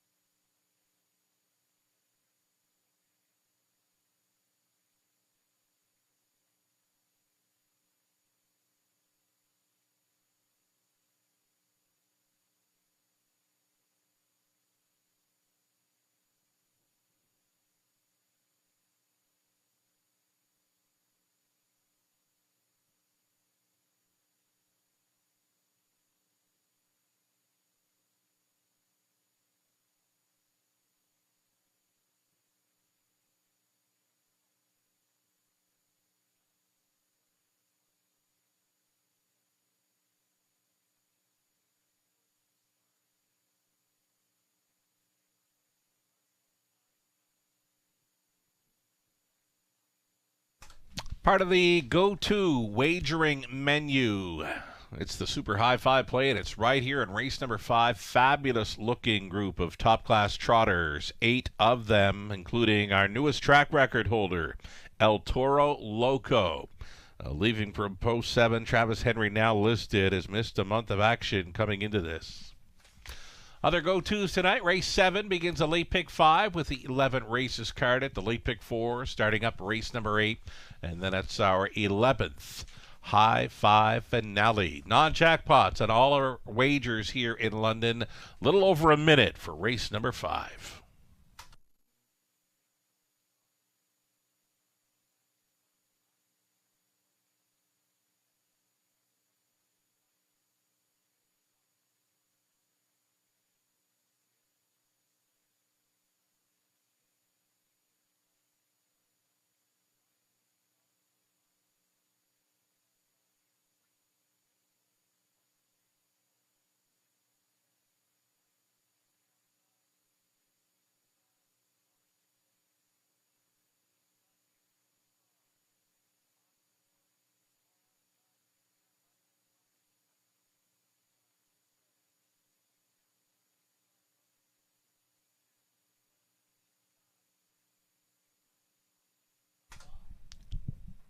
Number of Super High Five selections posted there on the monitors.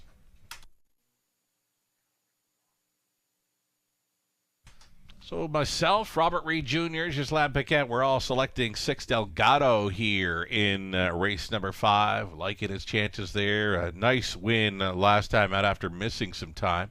Lou Sorella, Nathan Bain, they go to number 3, Johnny Buckshot, who continues to be an even money favorite here at 1-1, 7 horse. El Toro Locos 2-1. Big time value for 6 Delgado here. Double digits, in fact. Can't see it staying like that for Delgado here. He's a player for the High Five opportunity up and coming here, race number 5.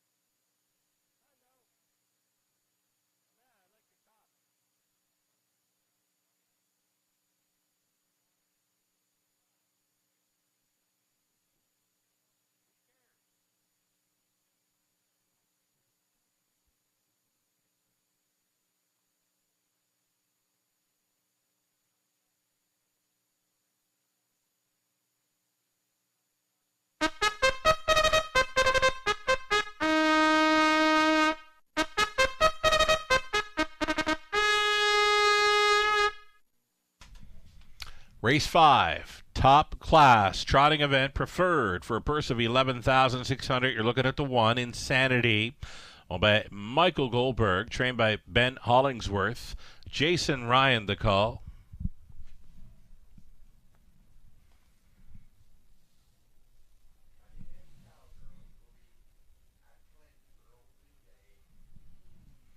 Next on parade, we're going to see the 3.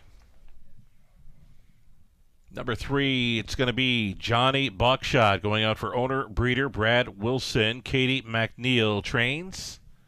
Totterworth going back on. Number 3, Johnny Buckshot. More to come here. Number 2, Last Shot, will be stepping out here. The mare is owned and trained by Britt Kennedy. Alfie Carroll, catch driving this evening. Here's the 4, Andy Over, racing for Ed and Ashley Hensley. Ashley trains with Ed in the driver's seat.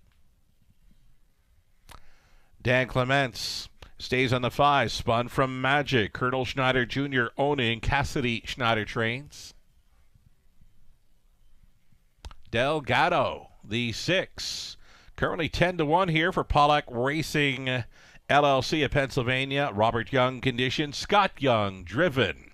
Number 6, Delgado. 7 outside for El Toro Loco. for No One Knows Us Stable, trained by Steve Bossens, now driven by Travis Henry. And a trailing spot for the 8, Seen a Magician, for owner-trainer Jen Pinkerton. Lauren House is in the sulky. Great looking. A full field of 8 for the early high 5 opportunity. Exactor Try also featured here.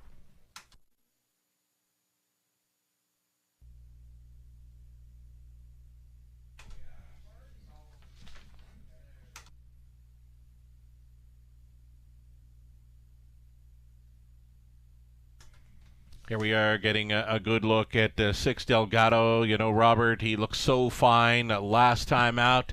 And here's Scott Young kind of rolling him a bit. Open up those lungs. We like to see this. Very sharp. Win in latest after missing 7 weeks. A high 5 must play. And now he begins to dip from those double-digit odds. Yeah, the odds are dropping in a hurry. I mean, I think we might still get a decent price, but, man, he looks just as good as he did last time, Sugar. We thought he looked really sharp out there, and I love that Scotty's letting him roll a little bit after the post parade. And you said, right, now you're back on that regular rotation after missing time. You know, by all rights, he should be even better tonight. And he's got that tactical speed from post 6. I think he can go forward off the gate. He can also take a tuck and race from just off the pace as well. But I think the plan will likely be to try to get out of there pretty good off the switch.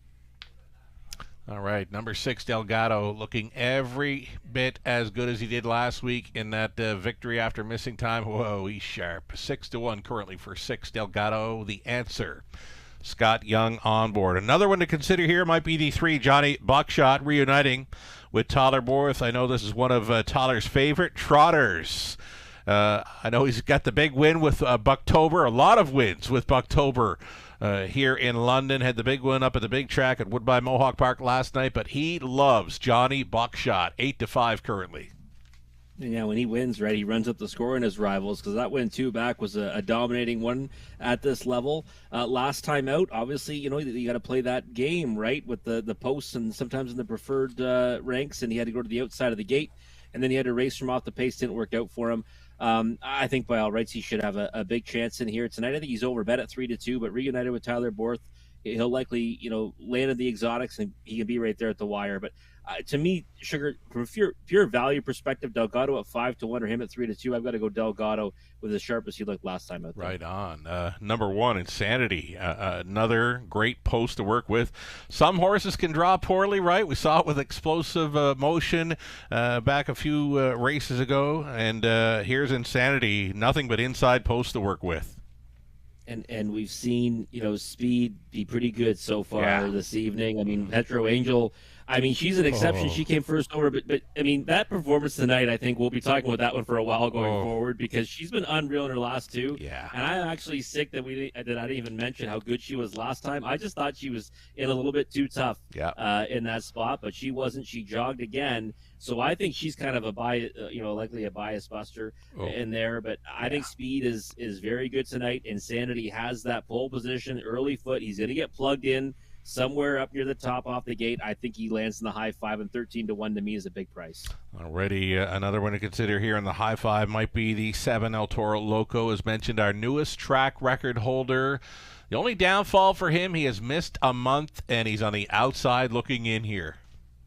Yeah, you know what, post 7, the missed a month, that he was so good in that latest effort, but you'd have to think he's going to need to get this one under his feet, especially from the 7 hole. He's a horse that likes to get forwardly placed. I don't see that happening tonight. If he tries, it might be a long night for him. So to me, he's one you put towards the bottom end of your high 5s and watch for him for next week. On the bottom of your high 5 play, number 2, Last Shot. This mare, when she's on her game, she's one of the best trotters we have here in London, but you know what? Last time out just didn't have it.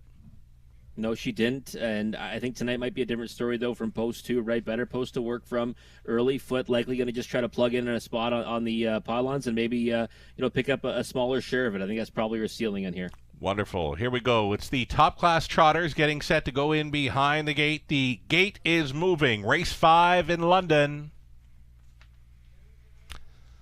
Got to send out birthday wishes to familiar name in racing, Heather Pickett. Heather Pickett, racing just as Joe. drinking buddy among others. Happy birthday, Heather. Enjoy the rest of your night from all of us here at the Raceway. So we've got Insanity, Last Shot, Johnny Buckshot, Andy Over, Spun from Magic, Delgado, El Toro Loco, gapping slightly here in the early going, has Seen a Magician. They're picking up speed. It's the top class trotters in London. They're off. Insanity along the inside. Johnny Buckshot in play. Delgado up on the wide side has moved into third. Fourth best away for Last Shot. It's like that.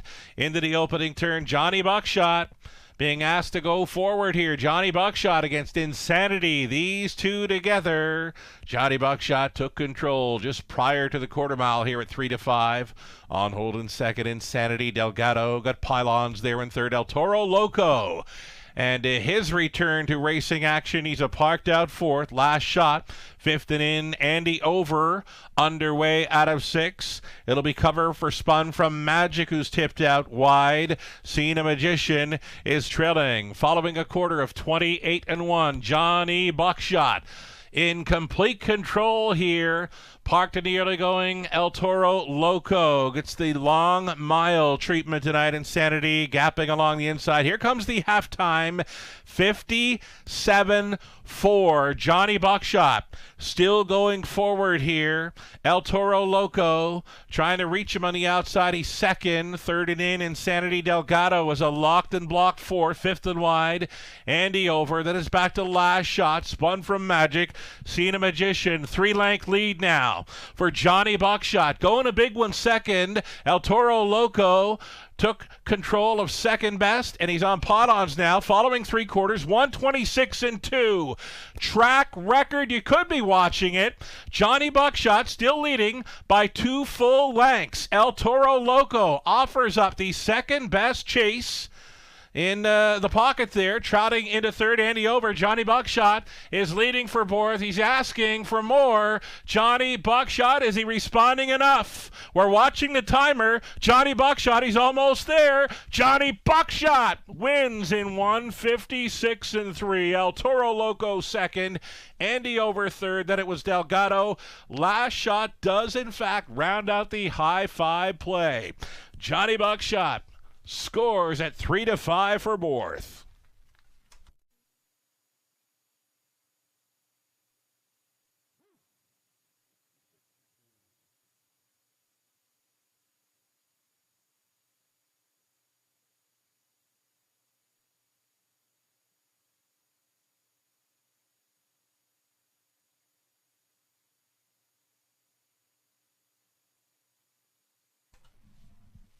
Thought we had a shot at the gelding record, 156 flat, held by El Toro Loco, Bronze Sealster and Platoon Sealster. The 156 flat is the gelding mark for trotters.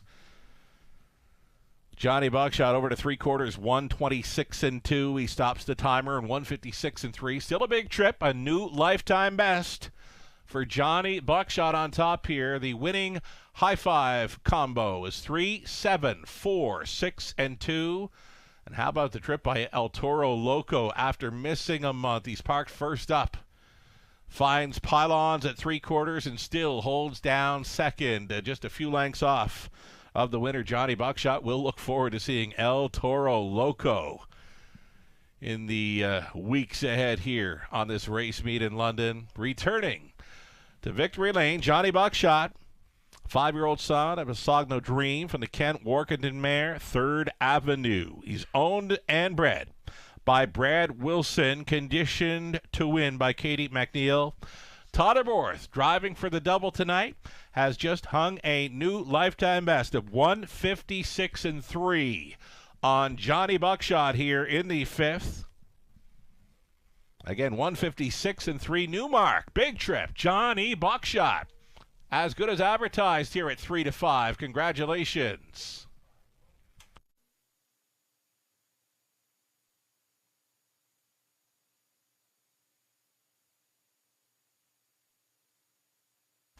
$350 on that win ticket for Johnny Buckshot. The daily double onto race number 5. It came back at $65.90. Petro Angel On to Johnny Buckshot. Pair of threes for the double, 65.90. Exactor was 12 even. Dollar try, 17.45. The high five, 20 center, 43.87. Pick 3, 20 center, 9.91. Pick 4 for $1, $320.50. And the pick 5, 20 center, came back at $239.85. Race 6 up and coming. We go back on the pace for a field of 8. Totterborth listed for 7. Master Fencer. Exactor try, Superfecta. In race number 6, 7 minutes to post time.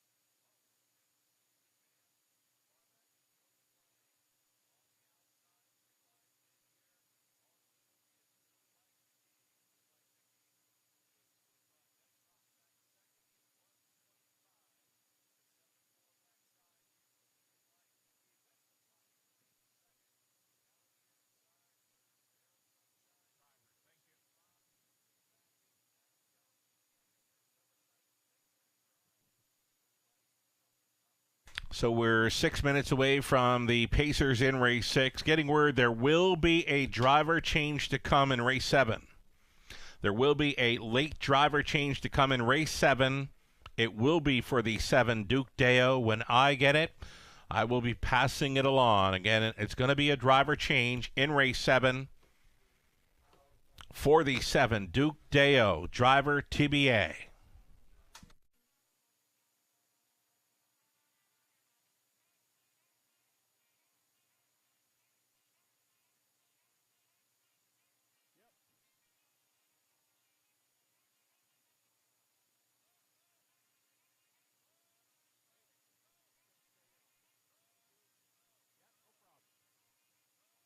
Already going to go back to race 7, the 7 Duke Deo. I'm told Anthony Hamlin actually just showed up. He was caught up in traffic, was not expecting to make it on time there possibly.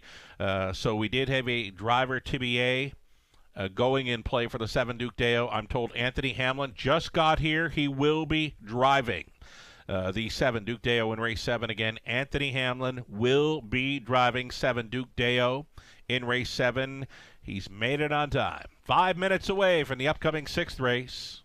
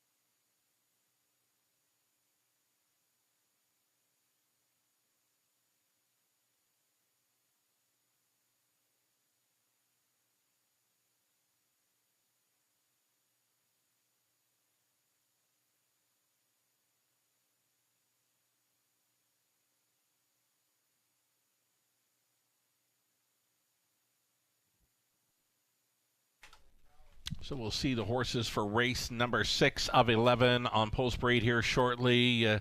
If you happen to be following the Raceway at Western Fair District on Facebook, we just released some Get to Know the Field of the Ontario Regional Driving Championship. That info now posted to the Raceway's Facebook page 1 week from today.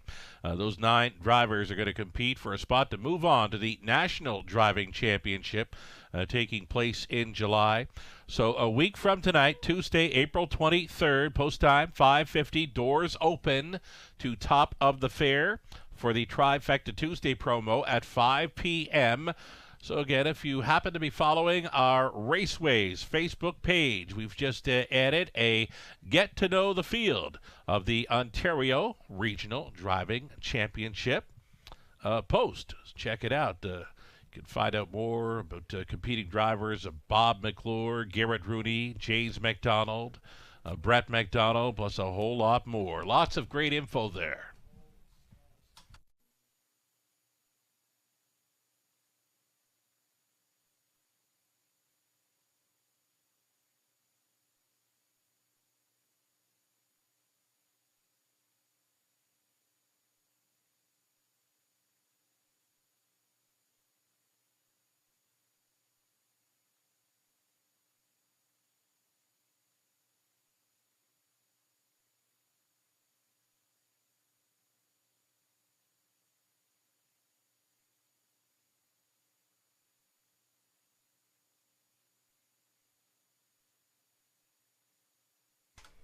So I mentioned the Raceway posting some Get to Know the Drivers for the ORDC a week from tonight. I'm going to go through Louis-Philippe Roy's little bio here. A track you dream of racing at would be Hippodrome de Vincennes.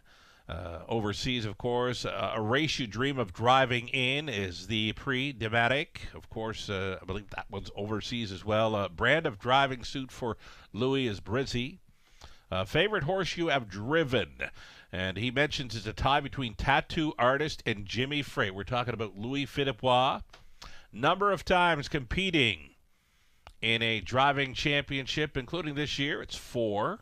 It's in a regional driving championship. This past year, it's 4. Biggest competition in the 2024 regional driving championship. Louis mentions the King of London, Trevor Henry. Find out all you need to know about the competing drivers for next week's ORDC. Head to the Raceways Facebook page.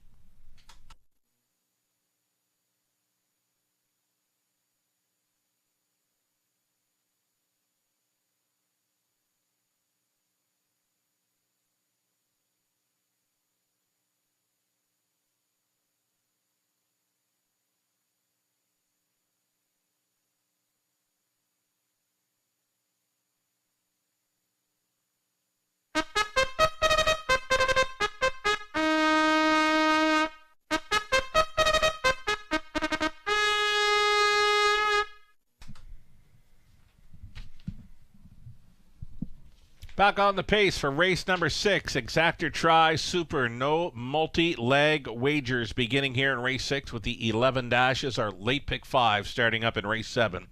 So here we go in the 6th race. Number 1, Sir Luck Now, Lauren House for Paul Roberts, Shirley Mills, Paul Trains. Colonel Schneider Jr. owning, Cassidy Schneider training 2, Derby Dillon, Dan Clements. Then the 3 Excalibur Seals there. This one for owner-trainer William Leon Jr. Colin Kelly stays on. Dalliator, the 4, Greg Dustin. Training and driving for Geiss Veersteeg and Ted Belchers. Pain for Prez, the 5. Another one for Cassidy Schneider and Colonel Schneider Jr. Cassidy training. Travis Henry up. L'Argent Lucky, number 6. Daryl Thiessen, the call for Martin Kipfer. Trainers Kyle Bossens. Kyle Stretch owning, Michelle Sherman training 7. Master Fencer, Tyler Borth, now listed. 8 outside, make it 8 back tier spot for Serial Killer. This one for owner, trainer Courtney Robson, Paul McKenzie. driving the Class Dropper Serial Killer from the back tier spot 8. That's your field of 8. Exactor Tri Super Heavy Phase status in the early going here for number 3, Excalibur Sealster.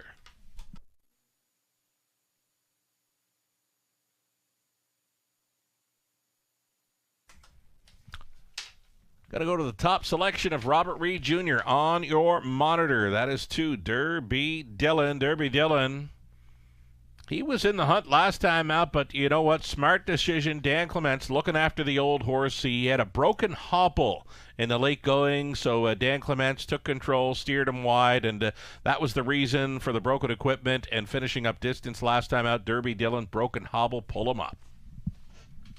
Yeah, exactly. You know what, Sugar? He was kind of making a move forward, right, when that happened, too, because it happened around the 3/4 pole.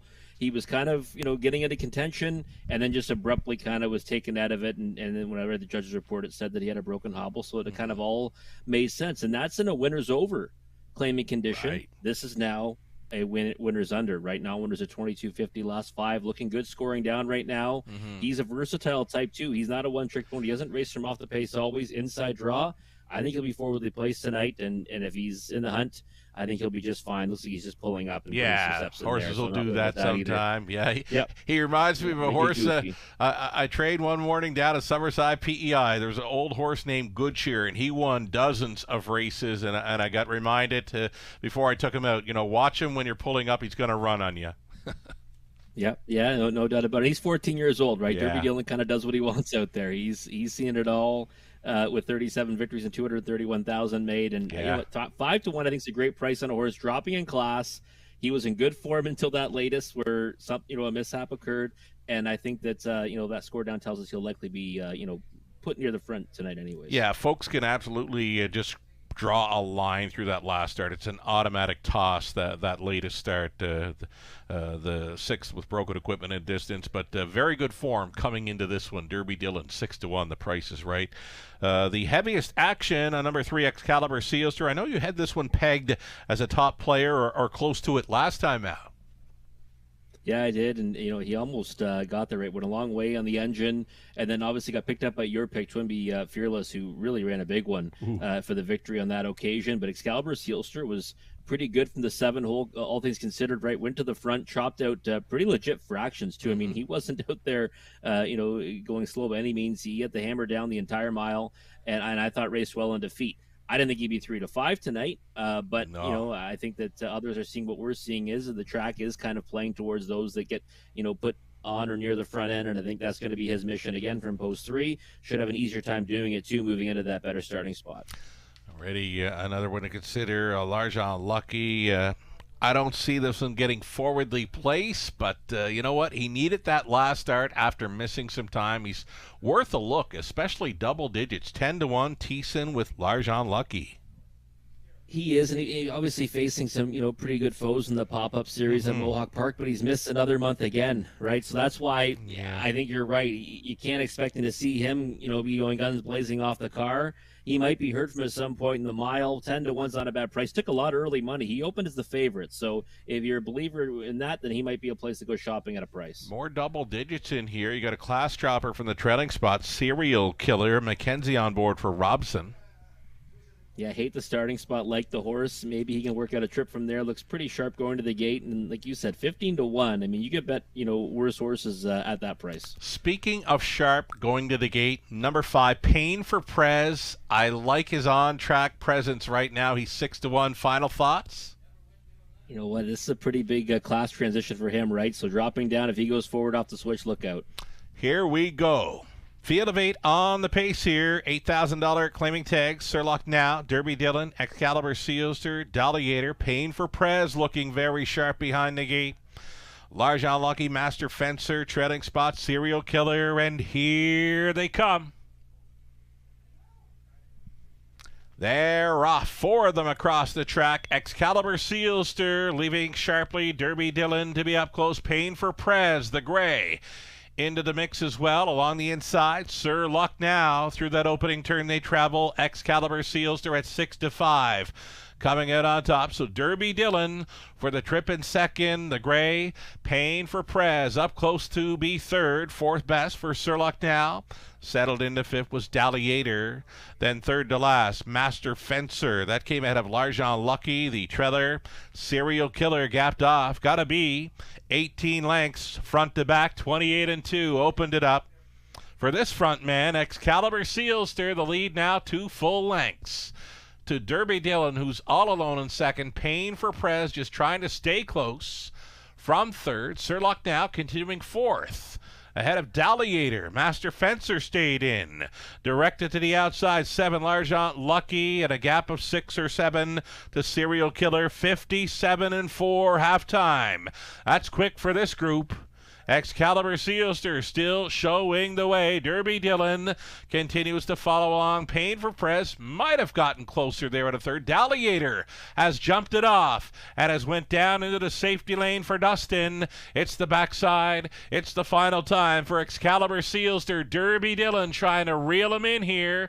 Payne for Prez holding down third. Out there fourth and wide. Sir Lucknow, final turn action after 3 quarters. 126-3, 28-4 through the third. Excalibur Sealster, he's going a big one. He's actually opened 4, and he wants more over Derby Dillon, who's second. Fighting on for third. Sir Lucknow versus Payne for Prez through the stretch to the mile. Excalibur Sealster so good to go here at 6-5. He wins by 2. Derby Dillon second. Sir Lucknow third. Payne for Prez stayed on for fourth. 156-4. Excalibur Sealster off the schneid.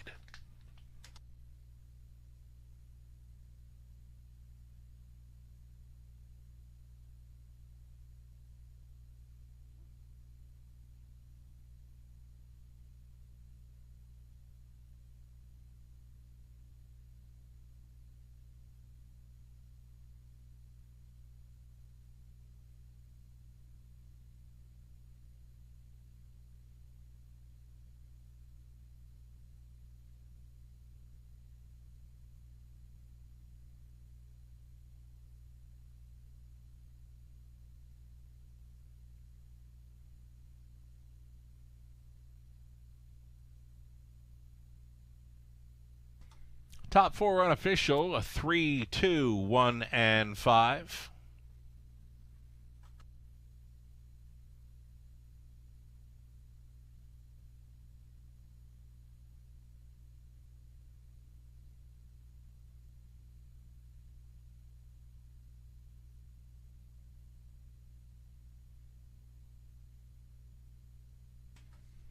Back for a winner's circle photo. This is Excalibur Sealster, 8-year-old Big Gallant son of Sunshine Beach out of Eagle Kelly by American Ideal. Owned and trained by William Leon Jr. Colin Kelly on for this sharp gate to wire victory, 156-4. 17th career win, first of 2024. Excalibur Sealster, downtown in London. Congratulations.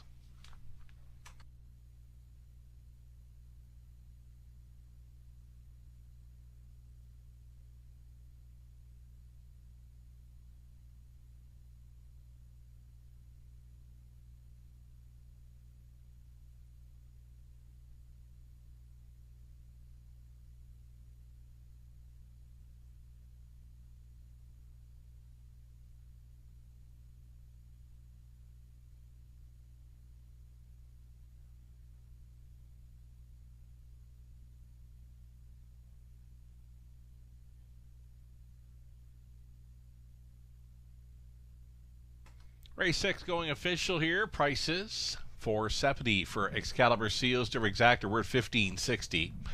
Dollar try, $21.95. Super for $1.90, $4.55. The 20-cent return at $18.91. 9 minutes offered up here on race number 7. Tyler Borth will drive the 3. Fox Valley, Ontario. Anthony Hamlin stays on the 7, Duke Deo. 8 trotters. Opens up the late pick 5. Exactor tries Super in 8 minutes.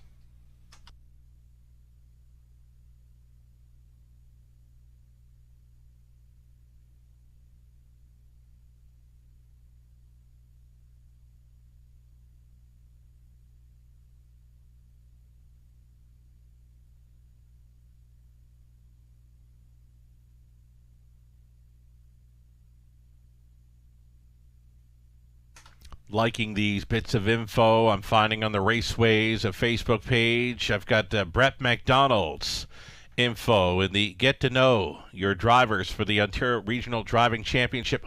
We're hosting it a week from tonight. Big night here. So the latest one I brought up, Brett McDonald has a track he's dreamed at racing at. He mentions any European track, a race you dream of driving in. This is for Brett McDonald. He mentions the Gold Cup and Saucer, of course. Brand of driving suit, it's Brizzy. Favorite horse that he's driven, Salzbrook Victor. He's won many a race at Woodbine Mohawk Park. Number of times competing in a regional driving championships, he mentions 3. And the biggest competition for Brett in the 2024 ORDC, he mentions King James, being James McDonald.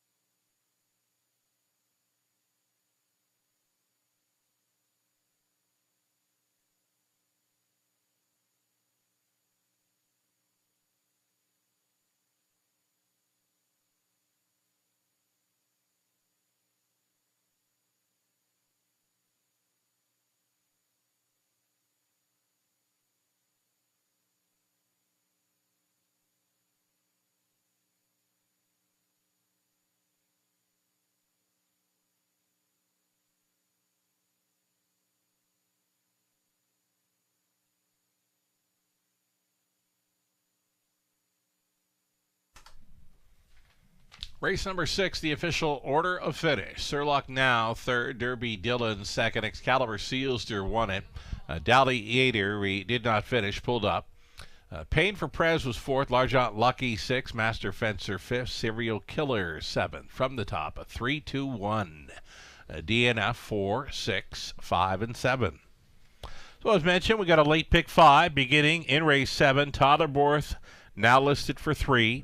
Fox Valley, Ontario, Anthony Hamlin will be staying on the 7 Duke Deo. 8 trotters. We'll get a look at some pick 5 ticket ideas here shortly.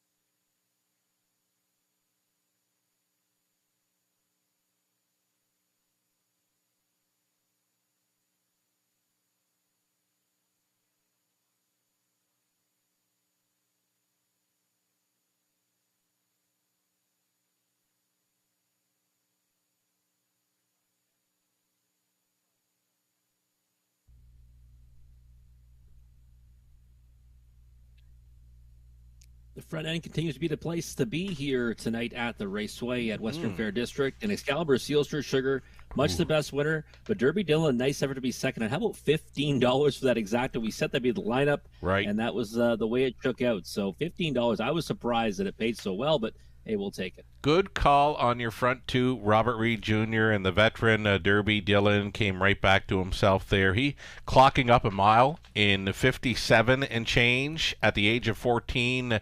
Incredible management there by Team Schneider, keeping Derby Dillon going. And as mentioned, Dan Clements pulling him up last time out when noticing the broken equipment. I would love to see Derby Dillon here on New Year's Eve, where we celebrate the retiring veterans of harness racing. Yeah, one of my favorite nights of the year when we get to see the veterans go postward, and we always cheer for those 14-year-olds, right? Their last hurrah. Yes. Maybe Derby Dillon will be on that card. But, hey, best of the rest tonight, but still a solid effort to be second. You betcha. Okay, we've got a late pick 5 beginning here in race number 7. 11 races carded, so the late pick 5 covers our final 5. I got some singles because I wanted to go deep elsewhere, deepest of all in the opening leg. We're going to use 6 of them here. The trotters appear to be wide open here, opening up as favorite, number 4, Texaco Man. But you mentioned it, Rob. The front-end speed and being up close appears to be where you want to be tonight. Not a whole lot of early get-up-and-go for the 4, Texaco Man. So you might want to find your speed players here in the late going in London. Over into race number 8, I think we got a speed ball in the 1, Journalistic. Here's another horse that draws well. It's 3 rails in a row. He just got nipped last time out. He shows 57 flat. finishing second. You can look throughout the program page there, not find a whole lot of 57 speed. And again, it's a rail advantage for journalistic. Got to be a single for me in there. I went 5 deep in race number 9. Going to another single in race number 10, the 2, Whiskey K. Missed a couple of weeks, though he does show 56 in the latest over the big track at Woodbine Mohawk Park.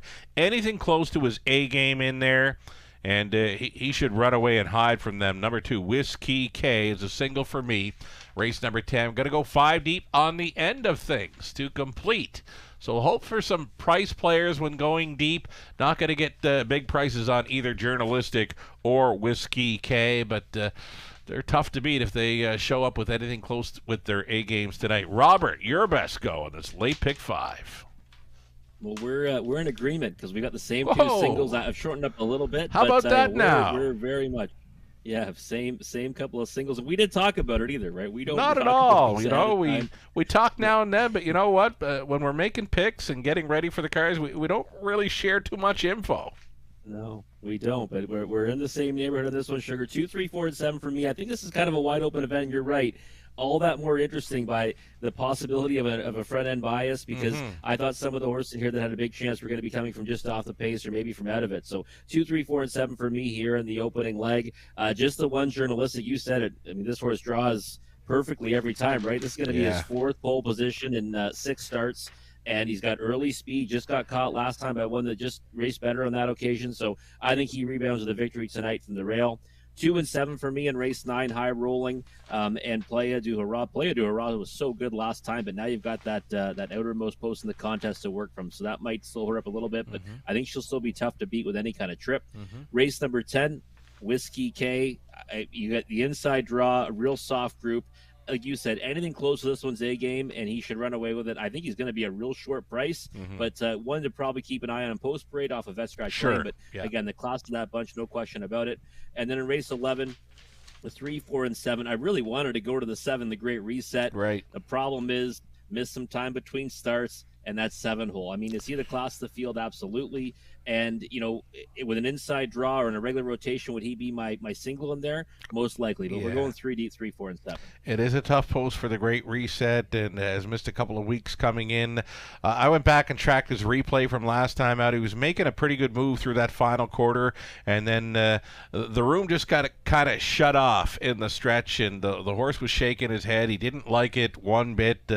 So I was thinking maybe Lauren will get some open row with him tonight, but it's going to come down to what's it going to look like behind the gate for Lauren, I'd say. If he looks over and think he has a pretty good shot at making front, we'll see the Great Reset in play there in the early going. But you know what? If it's all 7 noses on gate, it's very tough to be pressing from the outside.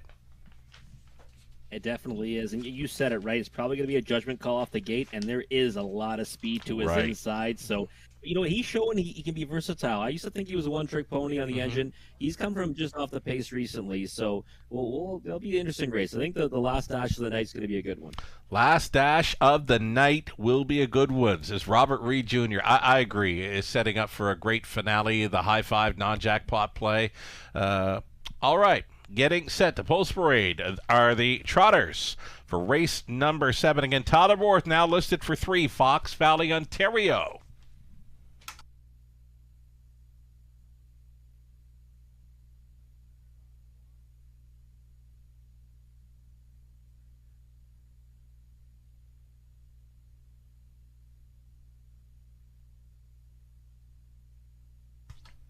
This just in, ladies and gentlemen. Just been notified of a claim in race 8.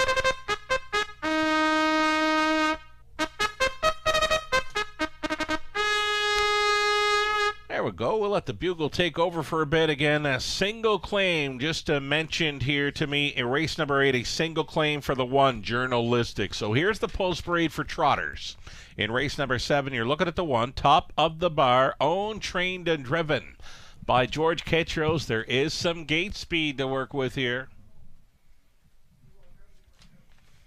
Out of post 2, Pierce Wave Hanover. Another one that likes to be up close. Andrea Leon owning. William Leon Jr. trains. Colin Kelly trying to come right back here. Fox Valley, Ontario, the 3. Third start back off the layoff for Randy Fulmer, Phil Catcher, Ernest Nucio trains. Tyler Borth now driving. Texaco Man, the closer. He is 6-5 currently for owner-trainer Francis Guillemette, sharing ownership with Eric Beausejour. Travis Henry on board, trying to triple up tonight.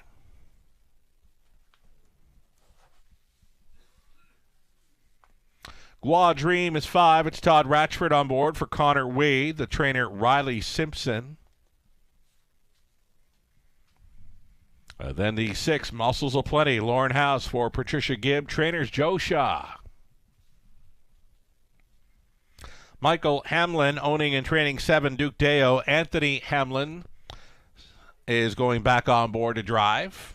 Trailing spot for the 8, Dusty Lane Thunder for owner John Bell, the trainer Dane Pearson.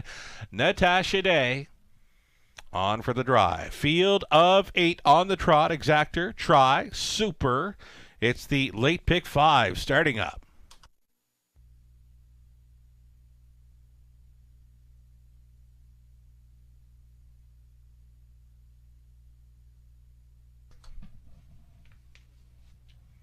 This late pick 5 going to be well supported here. It's going to be well up and over $10,000 in the pick 5 pool here beginning in race number 7. There is still time.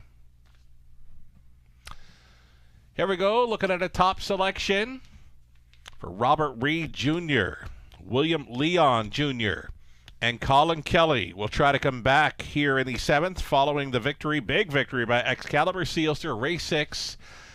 They get a shot here with Pierce Wave Hanover showing great form coming in. 3 victories in his last 4 outings, remaining at the same level tonight. Yeah, you know what? I thought that last time, Sugar, I never thought he was going to get there. I really didn't. He got up by a nose. I thought it looked improbable on the spin for home even, and he still managed to get there. But he's a versatile type. He came from off the pace on that one, and before that he went all the way on the engine, easy as pie against a softer group. But, you know, we talked about this horse, you know, when he showed up, you know, back in the box, and 32 lifetime wins, 550,000 made, a lot of back class, and he's kind of starting to get confident again, right? And that can kind of, you know, snowball for a horse like him. Horse that's, you know, been a nose for the winner's circle.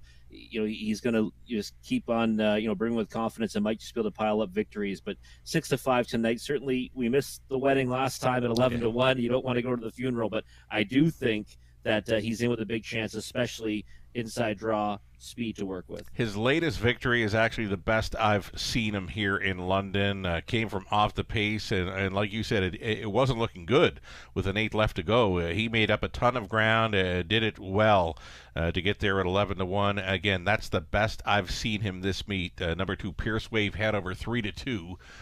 Favorite status here, and the Connections had a lively winner in race 6 with Excalibur Sealster, 56-4. So, another one to consider might be this 3, Fox Valley, Ontario, parked out last week, still managed a mile in 1:59.2. Mentioned Beware on this one. Tyler Borth now listed. You know what? I love the way he looked in post race. I love the way he looks now. Looks pretty proud of himself out there. I thought he raced fantastic 2 starts ago, just missing by a neck in the level below this. He was way out of it. I think further out of it than the program indicates. Last time, I thought he would have raced better, but he was still trying to come from off the pace, and it just wasn't going to work out. Tonight, Tyler Borth picks up the steer, post 3. 3-1 on the board. Love his looks. You know what? If he can somehow get off the car tonight, he's got a big chance. But that might be his problem, right? He's another horse. I've seen him. He's shown speed before.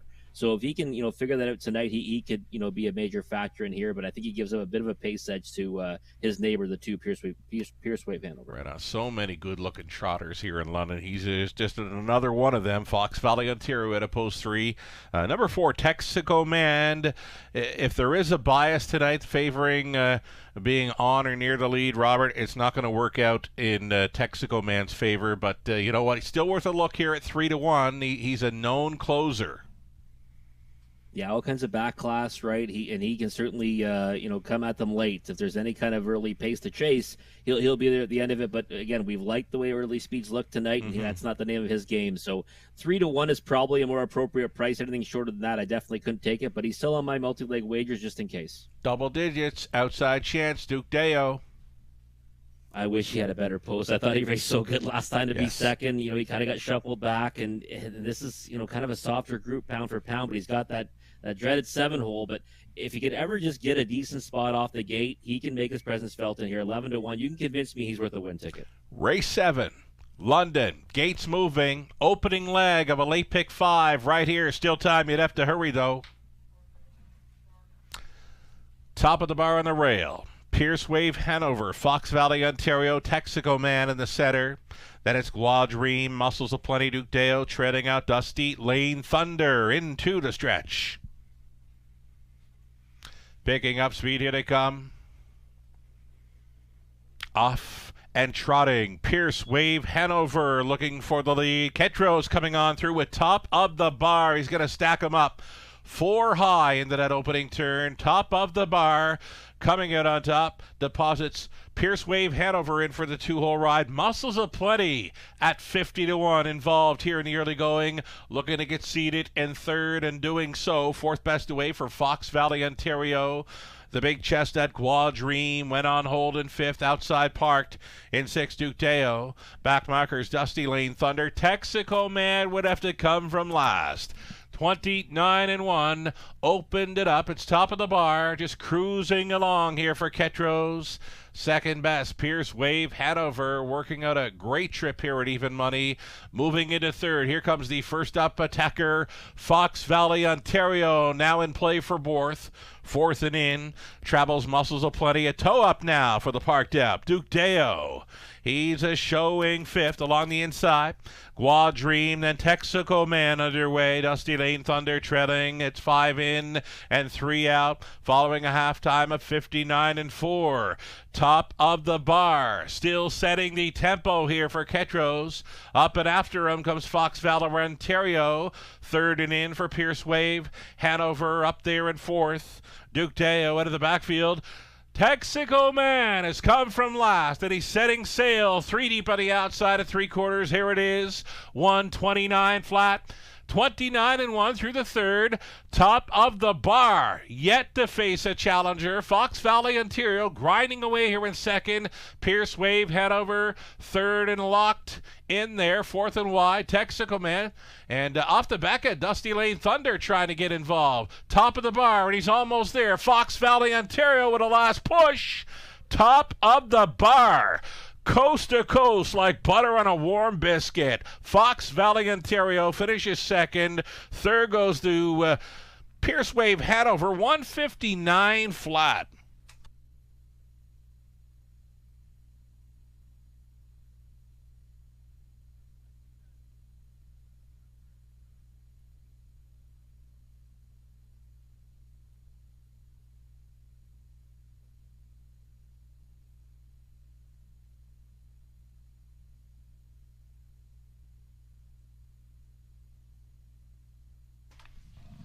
There we go. It's the one top of the bar. We mentioned his gate speed. Ketros had him on top all the way and holds over Fox Valley, Ontario. Pierce Wave Hanover is second. In the 4th place photo, number 8, Dusty Lane Thunder into the superfecta here at 80-1. 1, 3, 2, and 8 unofficial.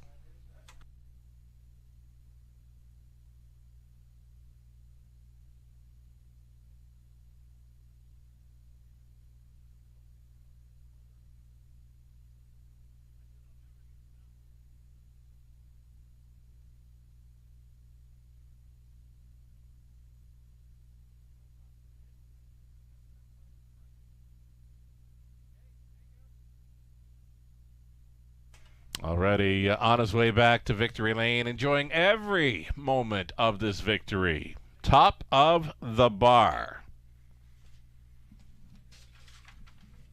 Top of the bar was a winner last time out.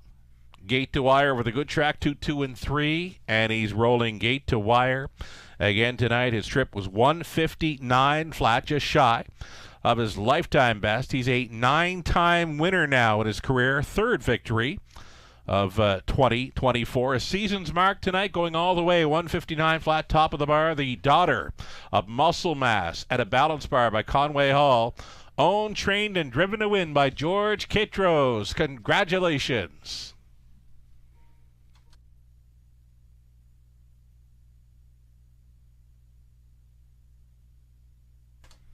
12.20, the win price for top of the bar. Exactor came back at $32.20 try. 37.20 super for $1. 500, 11.60. That 20 center is worth 102.32. Robert Reed Jr. mentioned it races ago. The bias appears to favor the front end tonight in London. Race number 7 leaves no doubt to doubt. Top of the bar all the way again for 2 in a row. Stops the clock in 59 flat. We've got 8th race pacers coming up. We've got claiming action for the one journalistic, the single claim entered. Daryl Thiessen now listed aboard the 2 match tuition. 8 pacers then. For an exactor, try super and a late pick 4 beginning in 7.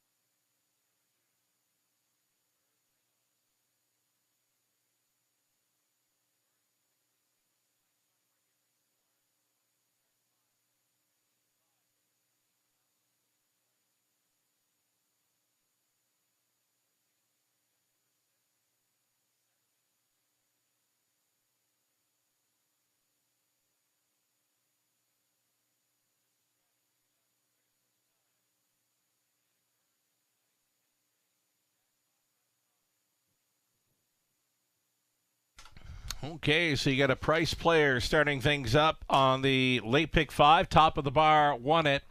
Pierce Wave Hanover 3rd. Fox Valley, Ontario, a strong 2nd. Texaco Man 5th. Gua Dream 6th.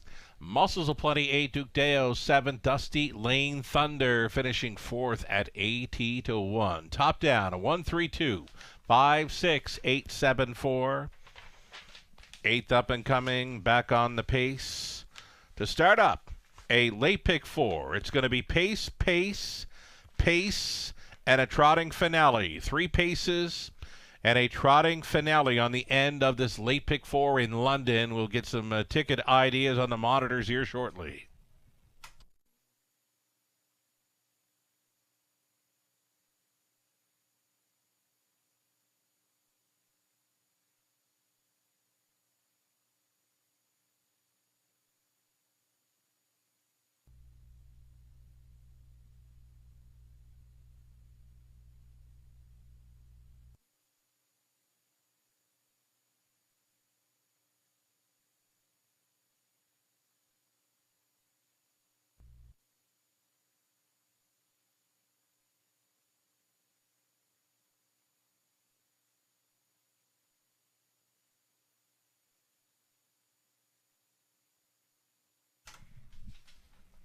Alrighty, late pick 4. Ticket ideas, we're going to bring them up here. Live money in play for a late pick 5. How about that pool for a late pick 5 on a Tuesday night? $28,000 pool. And at 5-1, top of the bar, starts it up, leaving 3,652 live and in play. So the late pick 4 begins here in race number 8. I've got Journalistic singled up. Many would have this horse singled up tonight. Just missing last time out, 57 flat. The claim is entered. Journalistic, another rail advantage. Tyler Borth looking to hit the winner's circle again tonight. Tyler looking for the driving triple aboard Journalistic. Single for me in race number 8 to start up the pick 4. Again, we're going to stay 5 deep. Races 9 and 11. Looking for the prices there. In between those races, number 2, Whiskey K. Anything close to the A game, we've mentioned that. Anything close to his A game should put him in the winner's circle there tonight. Race number 10, the 2, Whiskey K, another single throughout this late pick 4 in London. Robert Reed Jr., you nailed it races ago when mentioning the bias appears to be favoring front-end types and up-close types. Top of the bar, they couldn't get close. No, they couldn't. As soon as he made lead that Easy Sugar, I said, "Oh, he's going to be a big problem, right?" Because that horse, she swelled up last time on the engine, and she did so again tonight. And I thought Fox Valley, Ontario raced well in defeat, and Pierce Wave Hanover also not a bad effort at all. But top of the bar, too good for them tonight. But here's my late pick 4, just Journalistic here, acclaimed horse, rail control and inside speed, right? He's going to be pushing out of there and likely going to be the leader into the first turn and try to go all the way on the engine. I think that price of 4-1 will drop dramatically come post time. Race 2, the 2 and 7. I think that high rolling will be part of the early pace scenario, and Playa de Hurrah will likely try to go forward off the switch from that outermost post in the contest. Race 10, just the 2, Whiskey K.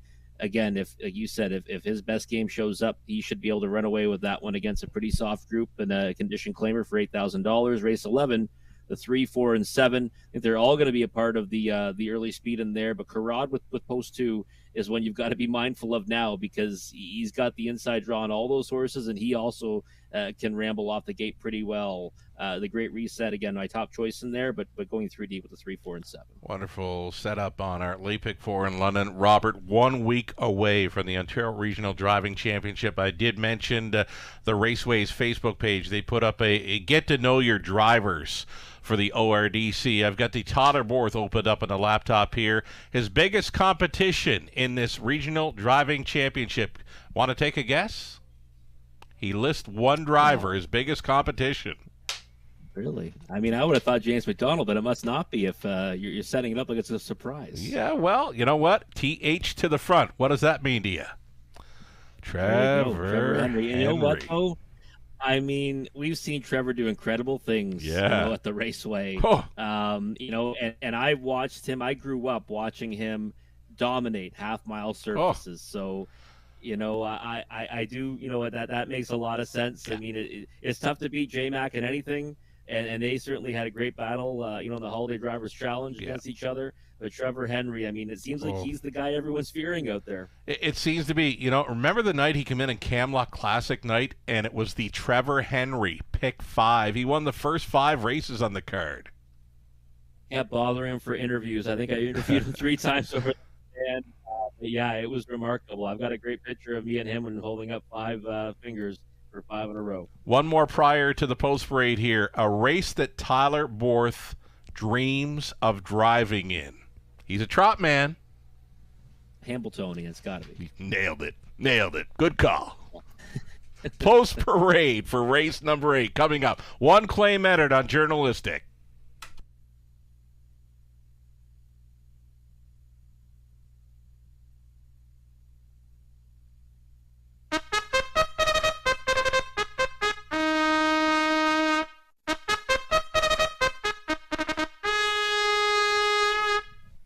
Race 8 Pacers, starting up our late pick 4. Exactor Tri Super also being offered here. Tyler Borth driving. Number 1 Journalistic here. Tries for his driving triple tonight. A claim is entered on Journalistic, owned by Jason Sherman, Corey McCabe. Jason trains. Matt's tuition from post 2. Daryl Thiessen now listed aboard. For owner Sean Downey, the trainer Michelle Sherman. Troy Cochran owning and training. Number 3, Dark Moves, Dan Clements. Maximus Power on his return after missing some time. He's leaving from post 4 for Martin Kipfer, trainer Cassidy Schneider. Travis Henry up. Jays and Tigers 5, Colin Kelly gets the call for Diana McIntosh.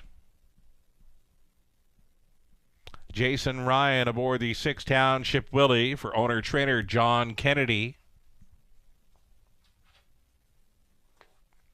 Sports Nation, the outside post 7, Lauren House, training and driving for Ralph Spoltori. And a trailing spot for the 8, Rye and Klein. This one for Cecilia Richardson of London. Cameron McQueen training, Travis Cullen listed on the 8. Ryan Klein. 8 Pacers then. Again, the single claim for the 1, journalistic. Exactor try, super, the late pick 4.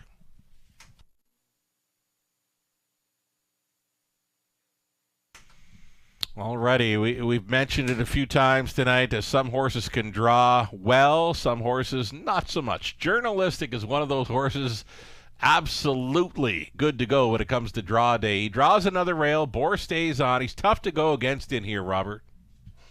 He really is because, like you said, he draws so well. 3rd rail in a row. Last time, did he get beat? Of course he did. Ferraro Sealster nailed him in the late stages, but I thought he raced pretty well in defeat, and now he doesn't have to worry about that rival tonight. And we know he's going to be, likely on the engine and freewheeling at that. And now he's claimed. There is no tomorrow. I can't go against him even before I knew that he was claimed in this contest. Yeah. And Tyler Borth certainly gets along with him well. So, again, I think, he'll likely be just north of even money at best, but he's hard to go against for me because he's going to line them up behind them. And at that point in time, the ball's going to be in his court.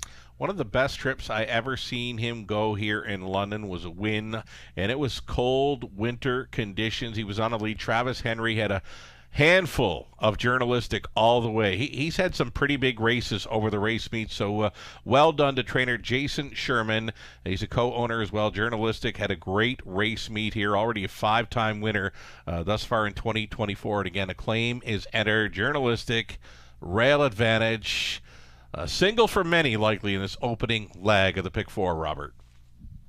Yeah, I think so. Yeah, I think a lot of people are going his direction, and he opened off as a second choice, but now we see that money come for him, and he'll likely hold as a favorite now. It's coming now, and it's going to keep on coming for him in here. Journalistic he's got to go away as the favorite. Here's the 2, Matt's Tuition, who was taking some early money. Daryl Thiessen now listed, bang up a second behind Hurricane King Carlo, who was on top all the way last time. Second best at 58 speed for this one in the latest. Yeah, I think when you look at it, right before that, had the trailing post got away 3rd. Last time, outside 1 spot to the 3-hole, got away 2nd. The lineup should be, by all rights, 1-2, right? You would think off the car here. Ryan Klein might try to hold position from behind, but I think Journalistic is quick enough. There'll be a gap there for Matt's Tuition to drop in, or maybe he comes around and then Journalistic removes. But I think it should line up those 2 around the racetrack and may the best horse win. There is some speed towards the outside, but we've seen it tonight. When the inside pushes, it's tough for them to get by them. So I've got this lined up as 1-2 in here. Okay, good call. I'm liking that. Ryan Klein from the trailing spot, tough post, but horse has been on pretty good form. I caught a little something on Twitter yesterday. Cameron McQueen might be on a bit of a warm summer holiday right now. It was up on the Twitter feed yesterday. Not sure if he's still there or not, but he's sending out the 8, Ryan Klein, here in the 8th race. Always nice to get away, all right, to some sun. And Ryan Klein, listen, classy veteran, 51 wins, 228,000 made, and he's following out all kinds of speed with Journalistic. So by all rights, he should be able to push through to get a pretty decent trip. It just depends where he lands. If he lands in the 3 or 4 hole, well, he's likely going to have an overland journey ahead of him. So for me, he's on the bottom end of my exotics in here, but he merits respect, right? He's a classy veteran, and he was a winner last time out. I don't think you can go wrong including the 5 Jays and Tigers as well. You got him pegged as a 4th best finisher in here, but you can look through the program page, nothing but 1st, 2nds, 3rds, and a 4th. Early speed threat as well. Yeah, he's been racing well. I think he's just up against it a little bit, going further to the outside of the gate. Last time he had the 6th hole, he got away 7th. He moves in a spot tonight. If he blasts off the gate, he's going to have to likely find a hole. I don't think he'll be able to come around the 1 or 2 here, especially Journalistic, who's bet down that at 3 to 5. Race 8, London. Gates moving. Final call. It's the late pick 4 starting up. There is still time. You'd have to hurry, though. On the inside, Journalistic with the claim entered. 3 to 5 and dipping. Matt's Tuition next door, then Dark Moves, Maximus Power, Jays and Tigers, Township Willie, Sports Nation, Ryan Klein, Field of 8 behind the gate. Picking up speed, here they come. They're rough. Dark Moves was thinking about it, though, pushing on through. Journalistic, Matt's Tuition for the Robert Reed Jr. lineup. Here in race number 8, bending through the opening turn, Journalistic out on top here at 2 to 5, pocketing up immediately. Matt's Tuition at 5 to 1. The second choice is sitting second. Dark Moves away in third. Pot on position 4th for Jays and Tigers. 5th best away for Ryan Klein. Maximus Power on his return travels in 6th ahead of Township Willie. Sports Nation can see them all. 28 and 4. Comfortable. Opening quarter-mile speed here for the favorite, for the pace setter, Journalistic. The lead is 2 full lengths. Grabbing up here is Borth, because nothing's coming up against Journalistic. Front and respect thus far. Matt's Tuition continues to tow along in second. Dark Moves is third. A wide move now out of 5th and into 4th. Travels Ryan Klein. Jays and Tigers along the inside. A tow up now for Maximus Power from 6th. Along the inside, Township Willie and Sports Nation, 58 and 2. Still comfortable on this front end mission. Journalistic yet to face a challenger. Matt's Tuition holding down the pocket. Ryan Klein grinding away out there in third, 4th, and in for Dark Moves. 5th and wide, Maximus Power, Jays and Tigers, Township Willie, Sports Nation, 4 in, 4 out, on by 3/4, 128 and 1. Journalistic still there, still coming though. Ryan Klein at 7 to 1 is going to look this leader in the eye with an 8 left to go. Upset in the making? Possibly. Journalistic's got to go. Ryan Klein's giving him all he can handle here. Ryan Klein nipping the heavy favorite, Journalistic. Third goes to Matt's Tuition, Township Willie, finishing 4th, 158 and 2. Ryan Klein pulls it off at 7 to 1.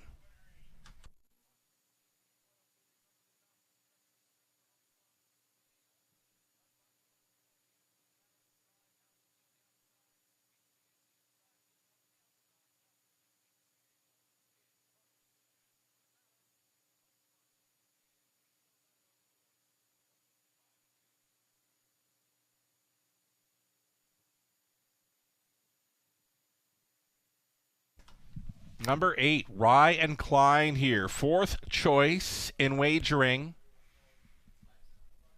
at 7 to 1. Picks off the heavy favorite late. Journalistic settles for second. Then it was 2, Matt's Tuition, and 6, Township Willie in for 4th. 8, 1, 2, and 6 unofficial.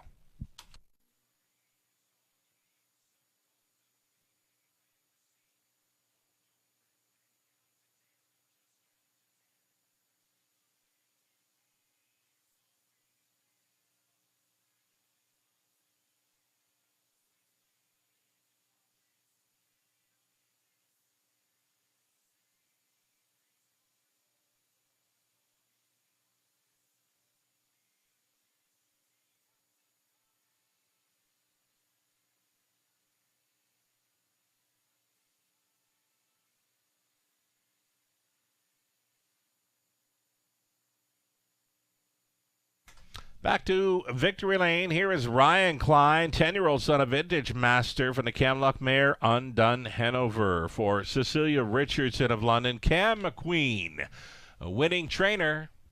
Travis Cullen, winning driver. Eighth race upset goes to Ryan Klein, 158-2. Congratulations.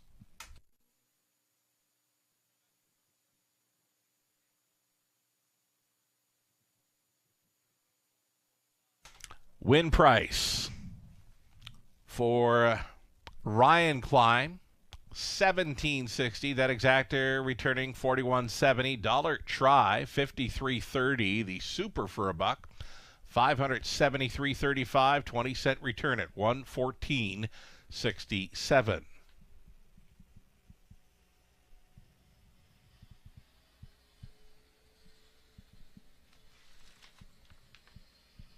Did have claiming action in race number 8.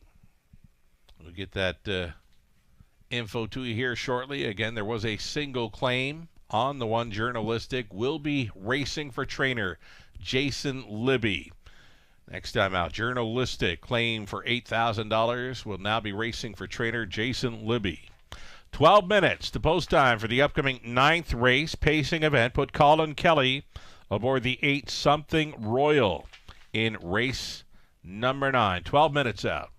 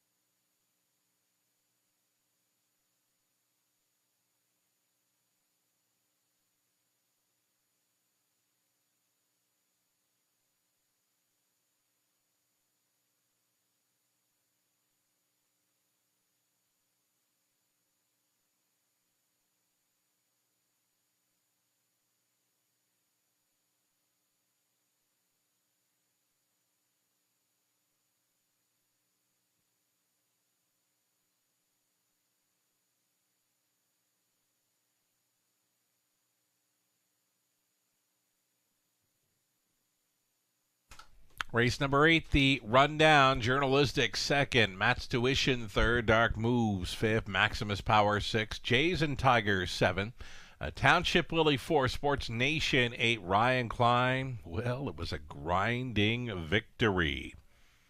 7-1 upset. Ryan Klein, Travis Cullen. Top down at 2, 3, 5, 6, 7, 4, 8, and 1. 9th up and coming. Begins a pick 3, your final multi-leg wager. Other than the daily double, it will start up in race number 10. We got a pick 3. That will begin in race number 9. Exactor Try Super also being offered up here. 8 pacers. Put Colin Kelly in the bike of 8-something Royal. Another one going out for trainer Cameron McQueen in race number 9. We're about 9 minutes away. Opening up as a heavy favorite, the 7 Playa Do Hurrah for Team Cullen.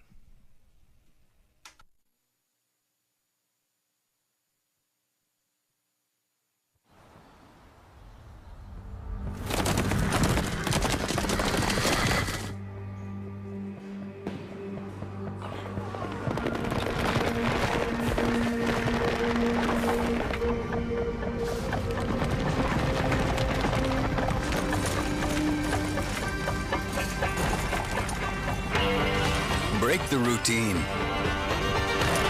Start today at OntarioRacing.com. Welcome back to the Raceway at Western Fair District, London, Ontario.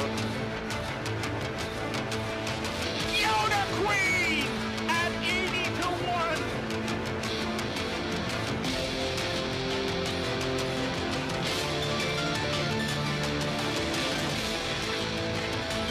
Cover Bridge to the outside comes home to win the Camelot Classic.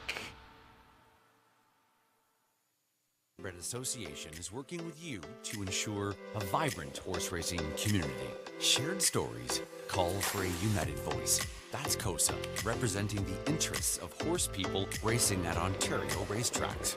So whether you're first, last, or somewhere in between, we've got your back. With insurance, benefits, free lifetime memberships, and more. COSA. Follow our stories on social and check out the process at cosaonline.com.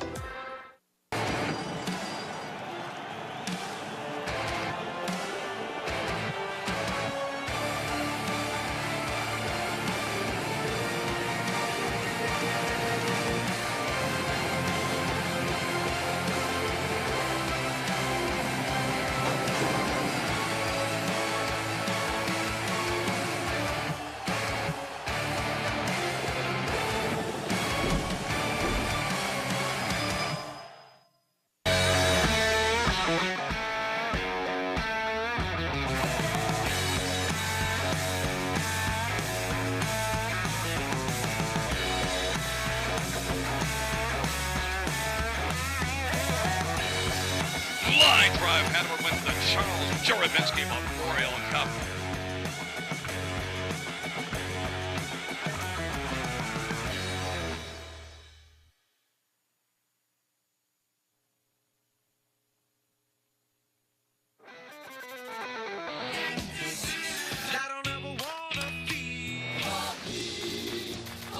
Playing whatever.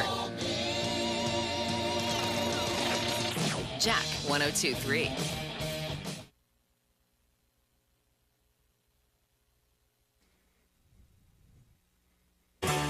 Ghislain Paquette.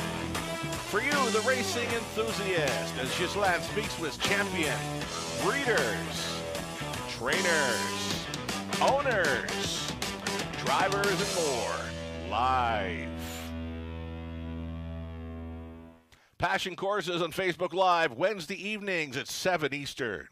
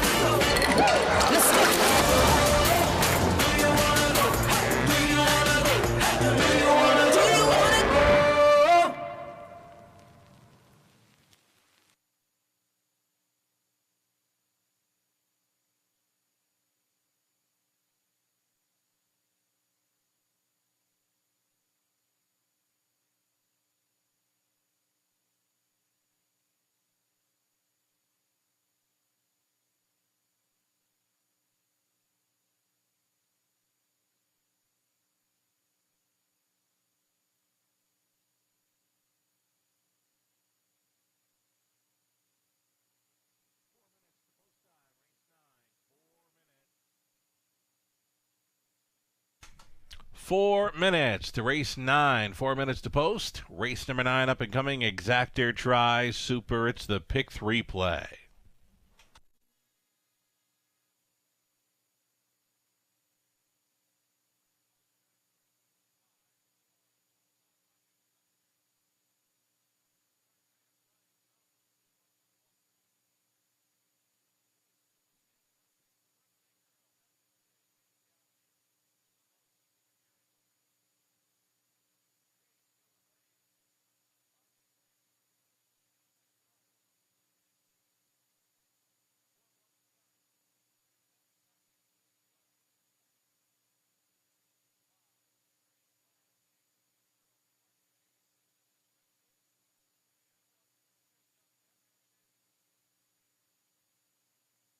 Updating live money after a pair of mild upset wins. Starting at the pick 5, you had Top of the Bar at 5-1, and then on to Ryan Klein at 7-1. $28,000 plus pool, and it's just $372 live and in play going into race number 9, third leg. Pick 4 began in race number 8. Pick 4 just shy of $20,000 in the pool, and less than 10% still in play following the win by Ryan Klein at 7-1 at $1,641. Just shy of $20,000 in the late pick 4 pool. Best of luck if you're still going forward.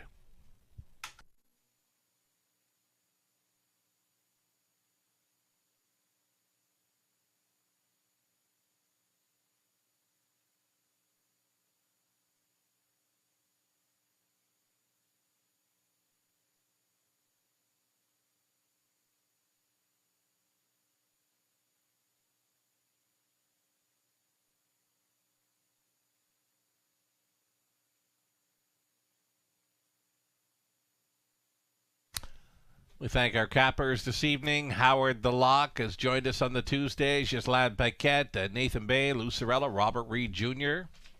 Most of us selecting 7, Play Ado Hurrah. In the top spot here for race 9, Ghislaine Paquette outside the box slightly with number 2, High Rolling.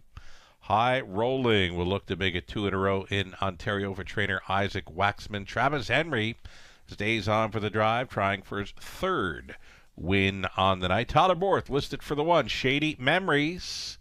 Shady Memories is a 1 of 3. Gerard Demare. Horses in to go tonight. Gerard going 2 for 2 in the early going.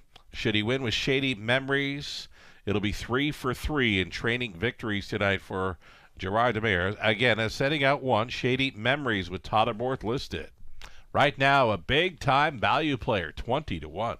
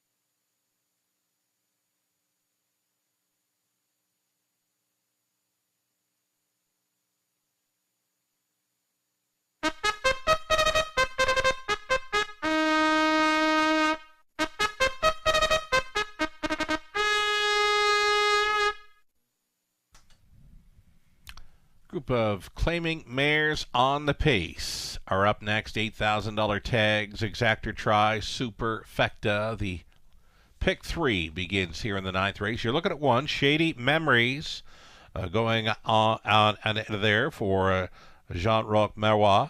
This one trained by Gerard Demers. He's trying to go 3 for 3 with his trainees this evening. Tyler Borth gets the call for 1. Shady Memories. Adipose 2, High Rolling, a known speed threat here for Tess Waxman, Carmelo Scheme, and Troy Learn. It's Isaac Waxman training, Travis Henry aboard. Stuart McQueen owning and training. Number 3, A Sailor's Delight, Dan Clements. Anchor Surreal at a post 4. She's a closer for Pat Bissett. Pat trains Daryl Thiessen. Michael Stamp, Janet Larcombe share the ownership on 5. Fernhill Bella with Michael training. Scott Young on board for the drive. 6 is Diamonds Are Twine. It's Ryan DeRoche for Christina Soundy and Gary MacDonald. Gary trains. Play Ado Hurrah, the 7 out for A1 Stable. Trainers Jody Cullen, Travis Cullen in the bike. And a trailing spot for the 8, Something Royal. It's Cameron McQueen along with Paige Vandale Piper sharing ownership with Cameron training. Colin Kelly now drives the 8, Something Royal. A field of 8 pacers. Exactor Try Super, a late pick 3. Going to stay with the 7 here. Play Ado Hurrah goes out for Cullen. Just jogged last week after tripping out a strong pick 3 player, Robert. And you know what? I go back to her replay, and she's on top by like 10, 12 lengths shortly after the wire. She just exploded when she got the room late. Yeah, no, she was huge. And I mean, she did so at 55 cents to the dollar. Yeah. And now, tonight you're getting even money and maybe even a shade higher than that only because of post 7, right? Yeah. I mean, it was a real nice effort after making the transition from Mohawk Park to the Raceway, and now this is 3rd start for trainee Jody Cullen off the claim. So I think Playa de Ross is the one to beat in here, but it's still post 7, right? It's not an easy task from out there. It's been tough all night from the outside. I mean, we just saw a trailing spot win, but you know what? The grinding thing has worked tonight. It worked for the nice mare Petro Angel back in race number 4, and we just saw the grinding effort. Rye and Klein. I was kind of leaning towards a little something in the post parade, mentioning journalistic. One of his big trips was on the cold winter day. We've had a hot day here. Maybe just a little bit sluggish from the heat. Journalistic goes down to defeat. Yeah. Yeah, you could see Ryan Klein, as soon as he got up alongside of him, you could see he was going by at some point, right? I mean, journalistic just didn't have an answer for him. Right. But, I mean, still raced, reasonably well in defeat, and he'll probably be right back doing good things again on the engine very soon. How about High Rolling? We talked about some speed players tonight. Definitely known gate speed here for trainer Isaac Waxman. Travis Henry could be his triple right here with High Rolling. Yeah, I think a big chance here right from the inside draw. You see that, a winner on April 7th on the engine at Flamborough Downs. And again, maybe a slightly softer bunch anyways when you consider the likes of Playa de Hurrah in here. But High Rolling is a classy mare in her own right, 11 years old, 34 victories. And that inside speed is going to play important here because I think you're going to see her rocket to the early lead, and then it just depends if she wants to let one go to the engine and sit a pocket trip. Okay, we're going inside of 2 minutes. I see you've got the 4 Anchor Surreal selected for 3rd. Daryl Thiessen going back on board for the drive. I saw Tyler Borth finish a strong 2nd with her in the latest, and I was thinking, well, Tyler might opt for her, but Tyler listed for the 1. Shady Memories in this one. So Anchor Surreal, your 3rd choice for the try. 7 or make it 10-1 currently, double-digit odds.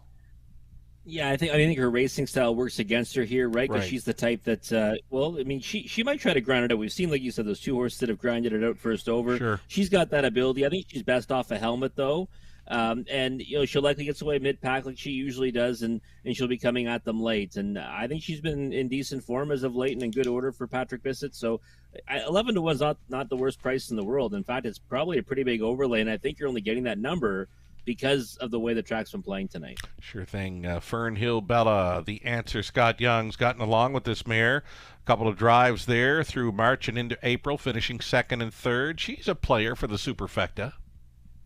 Yeah, she's been in the mix in pretty much all of her efforts as of late, and she's been hitting the board in each of her last 4. Gets along well with Scott Young, and I think that tonight will be no different. I think she's one you have to have in the bottom end of the exotics. Final thoughts: 1. Shady Memories, 21-1. Trainer Demers, 2 for 2 thus far. It's his final shot at tripling up tonight.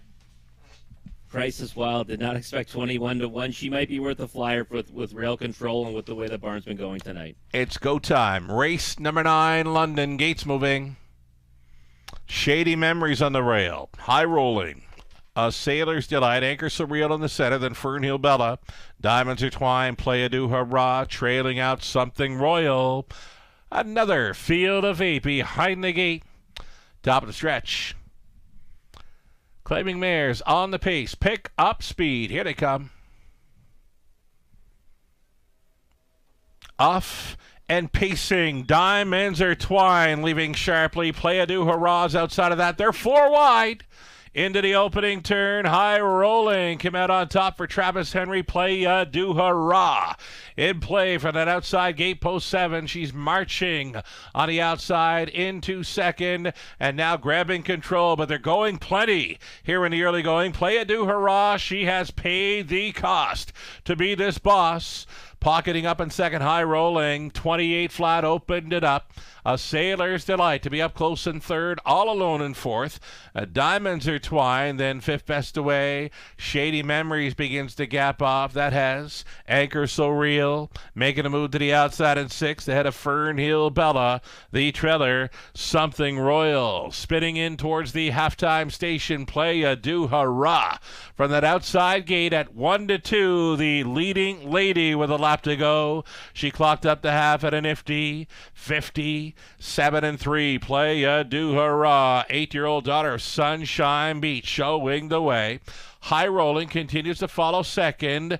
Staying with them close in third, A Sailor's Delight trying to gain from fourth. Diamonds Are Twined outside of that. Anchor Surreal. And then we go back to Fernhill Bella, Shady Memories, and Something Royal. Play a Do Hurrah. Steps on the gas again here for Cullen. Had them by 3/4. Get this. 126-4, the big mare. Play a Do Hurrah, bending them around the final turn. She's now got up by 3. Make it 4 with an 8 left to go. Play a Do Hurrah appears to be good to go here. Holding down second, high rolling. Set to challenge for the place spot. That is A Sailor's Delight. Coming late was Anchor So Real. They're not catching. Play a Do Hurrah tonight. Cullen's in for 2. Holding second, high rolling, flying late to be third. Shady Memories, 157-3.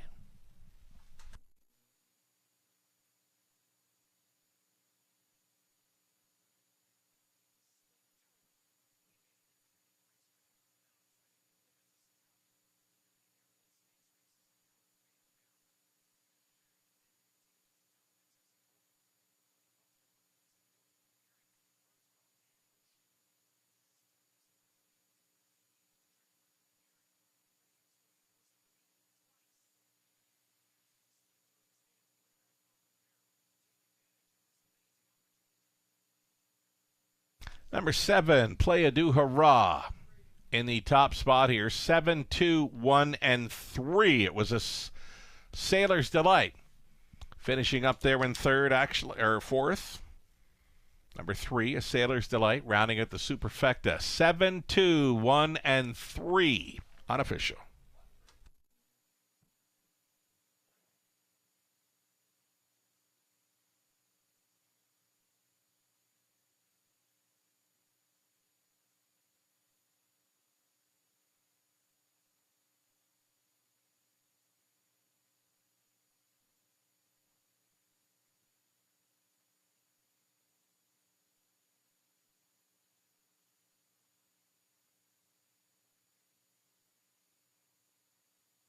Driver Travis Cullen ships in and goes 2 for 2 tonight in London. Play a Do Hurrah. He put the big mare on top in the early going. 8-year-old daughter of Sunshine Beach out of Histoire, Do Hurrah. By Klingon Hanover for the A1 stable of Dundas, Jody Cullen condition. Travis Cullen driven to win. Yes, indeed. She paid the cost to be the boss. and went all the way. 157-3 for 2 in a row in London. Play Ado Hurrah. 15th career win. That is 3 on the season. Congratulations. She paid $3 on the win price. Exactor came back at $8.20. Dollar try for $22.80. The Super for $1. AT45. 20 center came back at $16.09. 10th up and coming. Final pace on the night. Field of 6 up next for an Exactor try Super. Late double onto a fine-looking group of trotters in the High Five finale, race 11. 10th race up and coming, 8 minutes out. Put Lauren House in the bike of 6 Einhorn.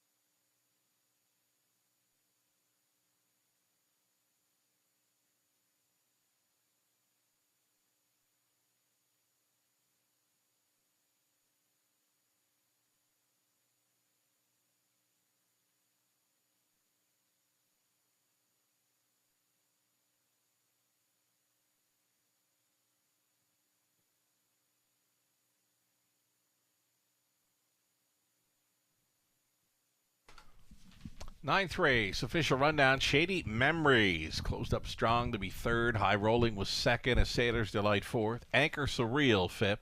Fernhill Bella 6th. Diamonds Entwined was 8th. Play Ado Hurrah was the strong winner. Travis Cullen going 2 for 2 in the driver's seat tonight. Something Royal finishing 7th. Top down at 3, 2, 4, 5, 6, 8, 1, and 7. 2 more to go. On the pace for race 10, the trotting finale, race 11. 5 minutes away from an Exactor try Super and late double.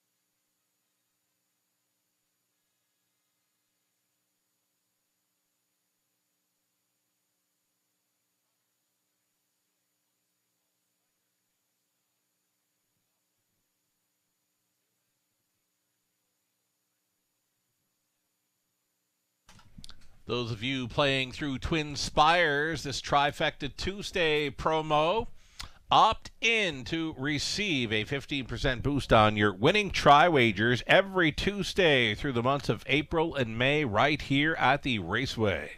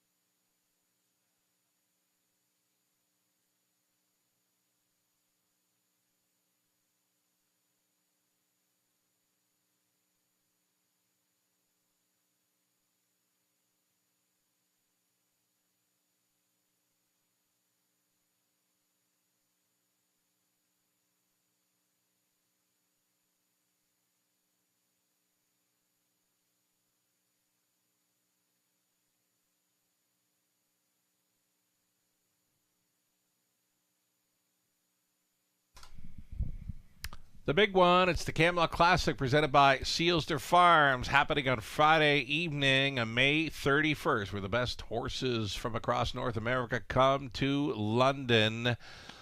Our eyes will be on the Borgata final coming up next Monday evening at Yonkers. Some big players involved there that, well, some of them could wind up here on Camelot Classic night. We've been watching the likes of Desperate Man, Rock and Roll Runa.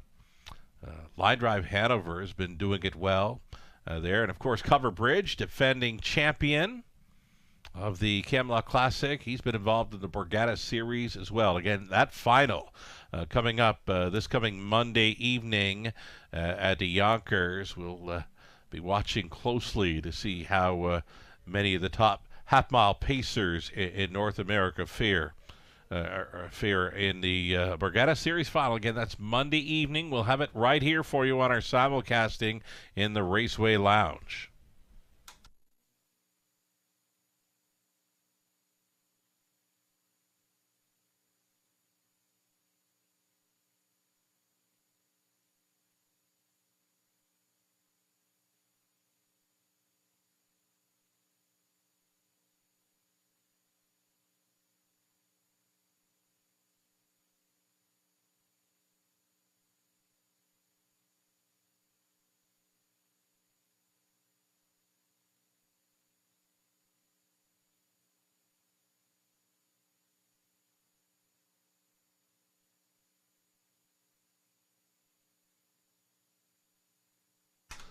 All right, another drop in the live money. Only $134 now in play for the Pick 5 pool. That pool's $28,000 plus. Let's check out the Pick 4. That was well supported to the tune of a $20,000, well, almost $20,000 pool. And it's $644 still in play after the heavy favorite, Playa du Hurrah, did it well in race number 9. Our 10th is next. Final look at Pacers this evening. We'll finish up with a trotting finale in race 11.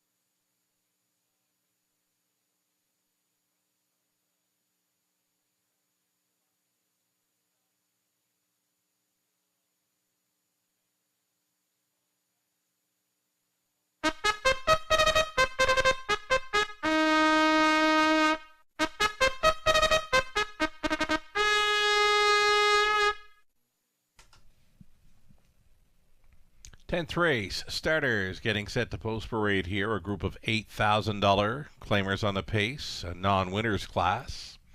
You're looking at 1, General Lee, coming out for owner-trainer Dwayne Spitzig. Johnny Hahn in the sulky.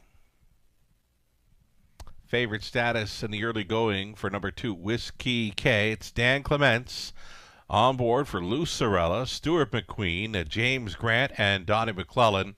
Stu does the training. High net is 3, Ryan DeRoche for owner-trainer Courtney Robson. Number 4, Eternal Ruler, the veteran pacer going out for Diane Sylvester, trainer Dwayne May, Scott Ray in the bike. Gary Bickford owns, David Bain training 5, Drew the Dragon, Tyler Borth. And the outside chance for Einhorn for Steve and Laura Roberts with Steve training, Lauren House. Now catch driving Einhorn at a post 6. Field of 6 for an exactor try, super and late double. 3 to 5 fave status for number 2, Whiskey K.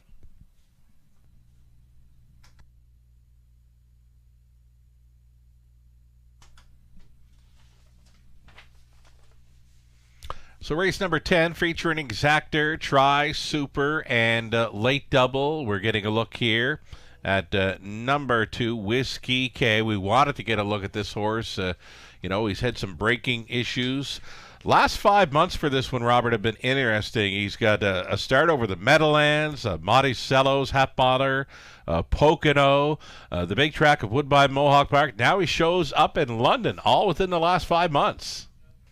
Yeah, it's a pretty well-traveled racehorse, right? And I mean, we want to see how he looks on the track, and I think he looks pretty good right now. Anyways, especially you see a horse of a vet scratch lame, you want to certainly see, you know, how he looks on the track. He looks pretty good out there, and he's had success for Stu McQueen before, you know. So he in 20 starts, I think it was 8 victories he's had from in the past. So, you know, 100th start of his career now. He goes back to the barn that certainly had a good chunk of those victories there. 21 lifetime wins, 8 of them came for this outfit. Also, just shy of you know, 100,000 in lifetime earnings as well. So looks like the right group to get back on the beam against. I'm just seeing that. You know, it'll be a nice touch. Should he get there tonight, he would just go over $100,000 in career earnings for wonderful ownership group. Sorella, McQueen, Grant, and McClellan. They had our claiming pacer of the year.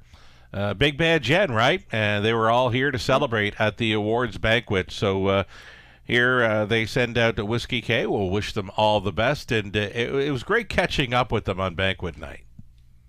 No, it definitely was. You know, great group of guys. You know, James did take the James McDonald helmet though in the auction, which hurt my feelings a little bit. But right. You know, great group of guys, and wonderful hanging out with them.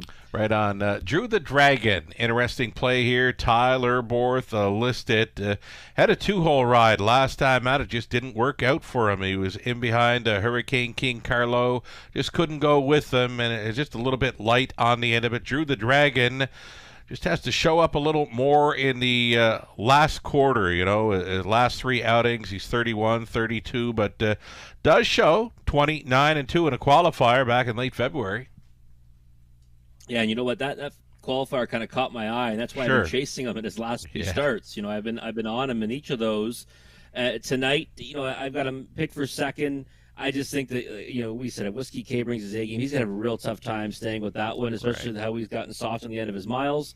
But you get Tyler Borth aboard, and it's a horse that I do think is capable of much more than what he's been showing. And he looks pretty sharp on the track tonight, too. So maybe we'll see, you know, a better effort from him. I think you've got to get every bit of 5-1, though, if you're going to play him to win. Hey, the holidaying Cam McQueen, he tagged us in a little post there on X/Twitter, mentions good boy Ryan Klein enjoying my week in the Dominican. Like you said, everybody enjoys a holiday, right? No, it's great. You know, it's like me when I go to Florida. I usually go to Florida every year in the middle of May. I'll be tuned into the raceway, just like he's got. I see he's got his winner's circle on the screen there. Yeah, from the Dominican. So that's great that he gets to tune in from there. Hard to escape, right? When the racing's in your blood, no matter where you go, it's always there, right? So Props to Cam McQueen on getting away. Enjoy the rest of your time in the Dominican. Number 1, General Lee. A rail advantage here for Johnny Hahn. You know what? This is a horse that I think, has been kind of waiting for an opportunity to try to go down the road or at least get forwardly placed. He's at his best when he goes forward off the switch. He's got a driver that likes to push them forward off the gate, no doubt about that, and the rail control. So he's intriguing to me in here. Intriguing, says Robert Reed Jr. about the 1, General Lee at 4-1. Gates moving, final call.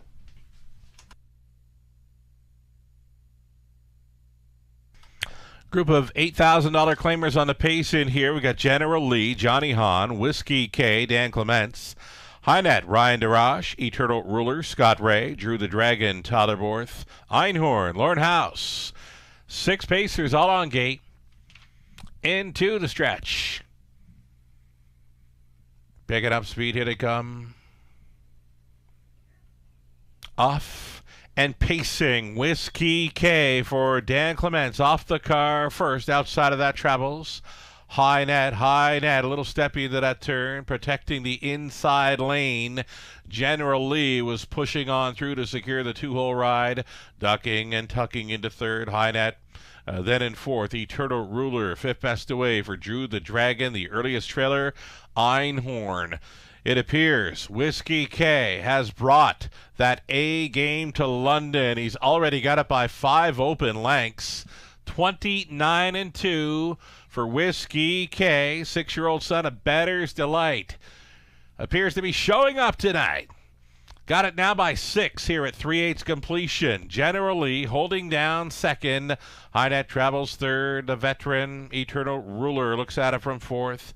Drew the Dragon sets it up from 5th.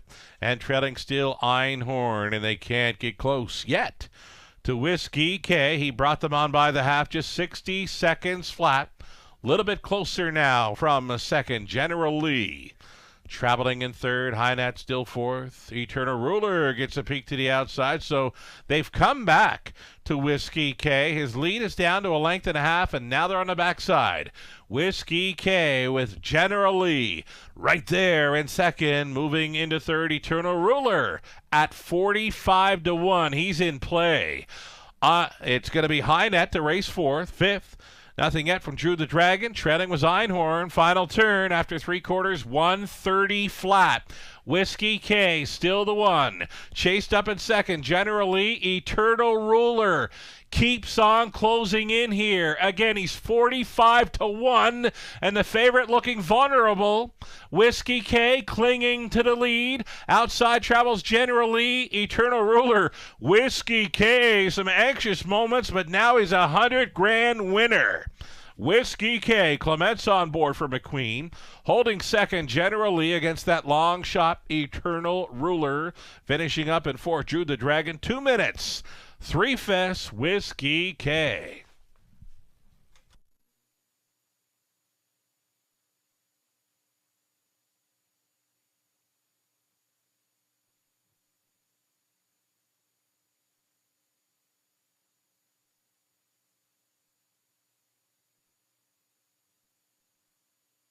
Number 2, Whiskey K. On top here for Clements. Second best, General Lee. Then it was Eternal Ruler at 45-1, finishing third. Drew the Dragon 4-1. 4 and 5 unofficial.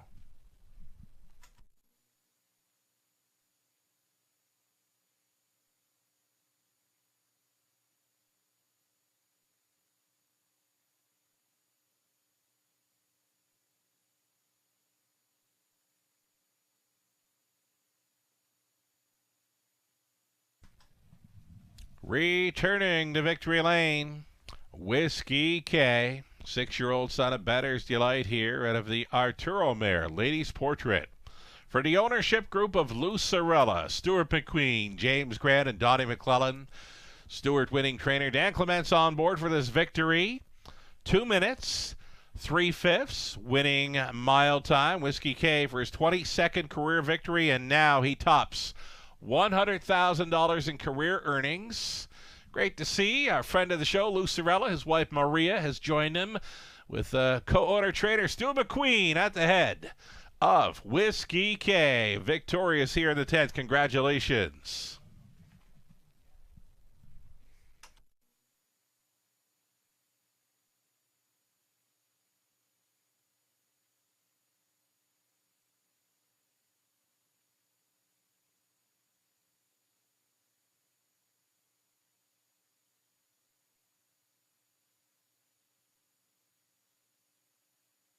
Race number 10, we're going official Whiskey K. 270, holding on for victory. Exacting back at $10.10. Dollar try, $32.70. Super for $1, $84.15. Our 11th and final up and coming, we're going to offer you 14 minutes wagering time for the high five. Exactor and try. Scratch the 8 dirt. So all 7 trotters will be on gate. Well-matched group of trotters here for the high five finale. Exactor and try. Again, 14 minutes to post time. Good luck.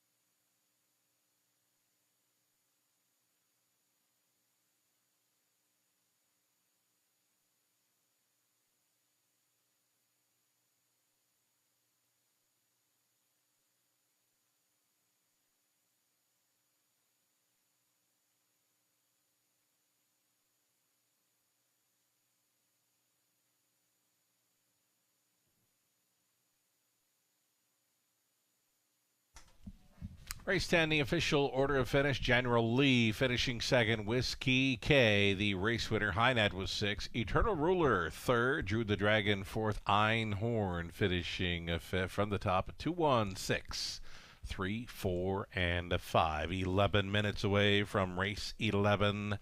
The high five, non-jackpot high five finale. Up next, scratch the 8.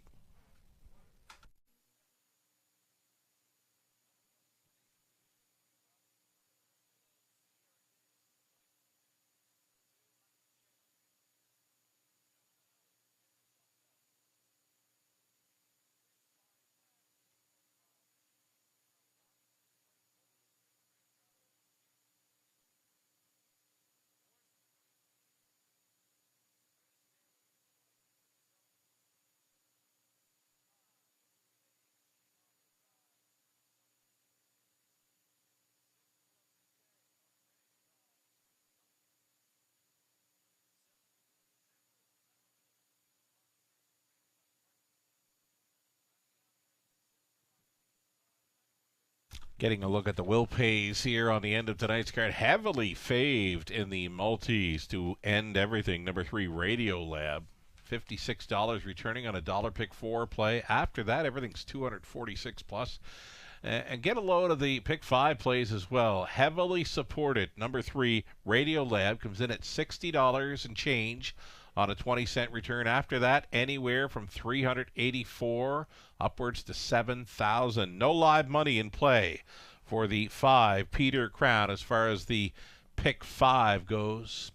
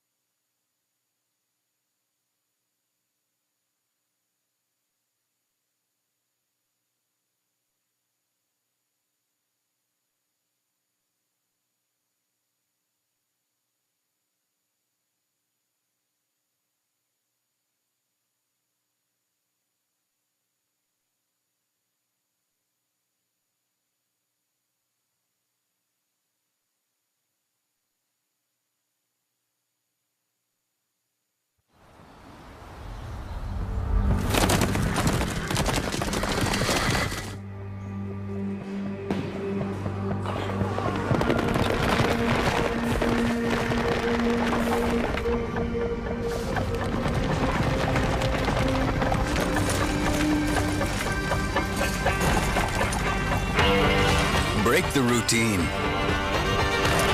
Start today at OntarioRacing.com. Welcome back to the Raceway at Western Fair District, London, Ontario. Yoda Queen at 80-1.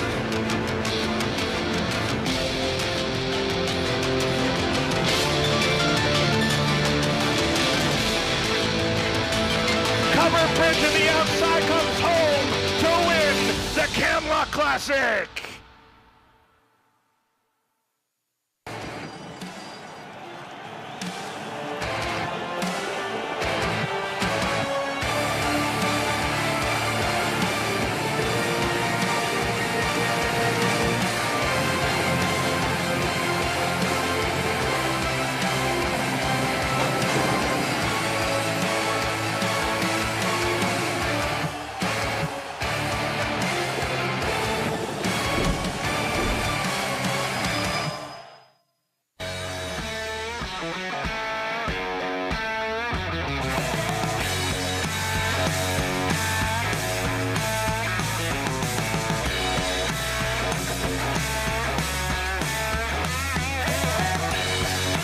Line drive, Hanover wins the Charles Juravinski Memorial Cup.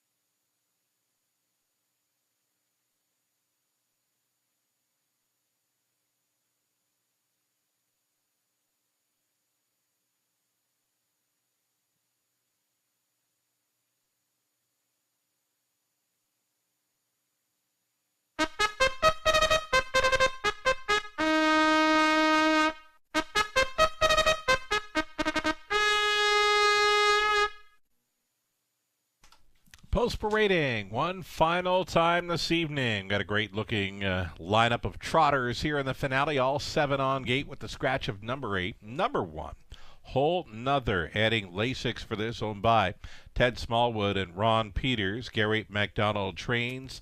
Paul McKenzie listed. Ryan Darash, the owner, trainer, driver of 2, Curod.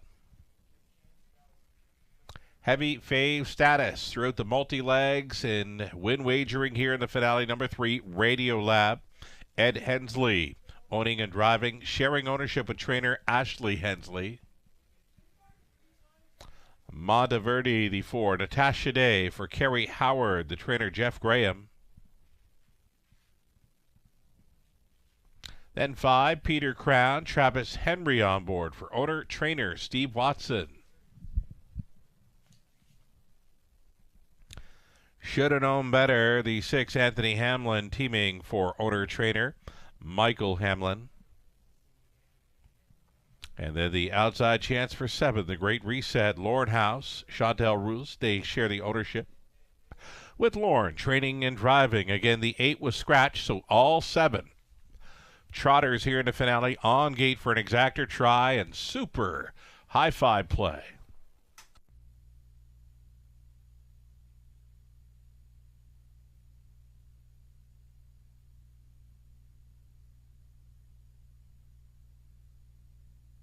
Getting a look here at number 7, the Great Reset, handsome chestnut son of Resolve. Traffic issues late in the mile last time. Kind of looking for some gate speed here, Robert. Outside chance, but you know what? Post 7 has not been too kind to many tonight.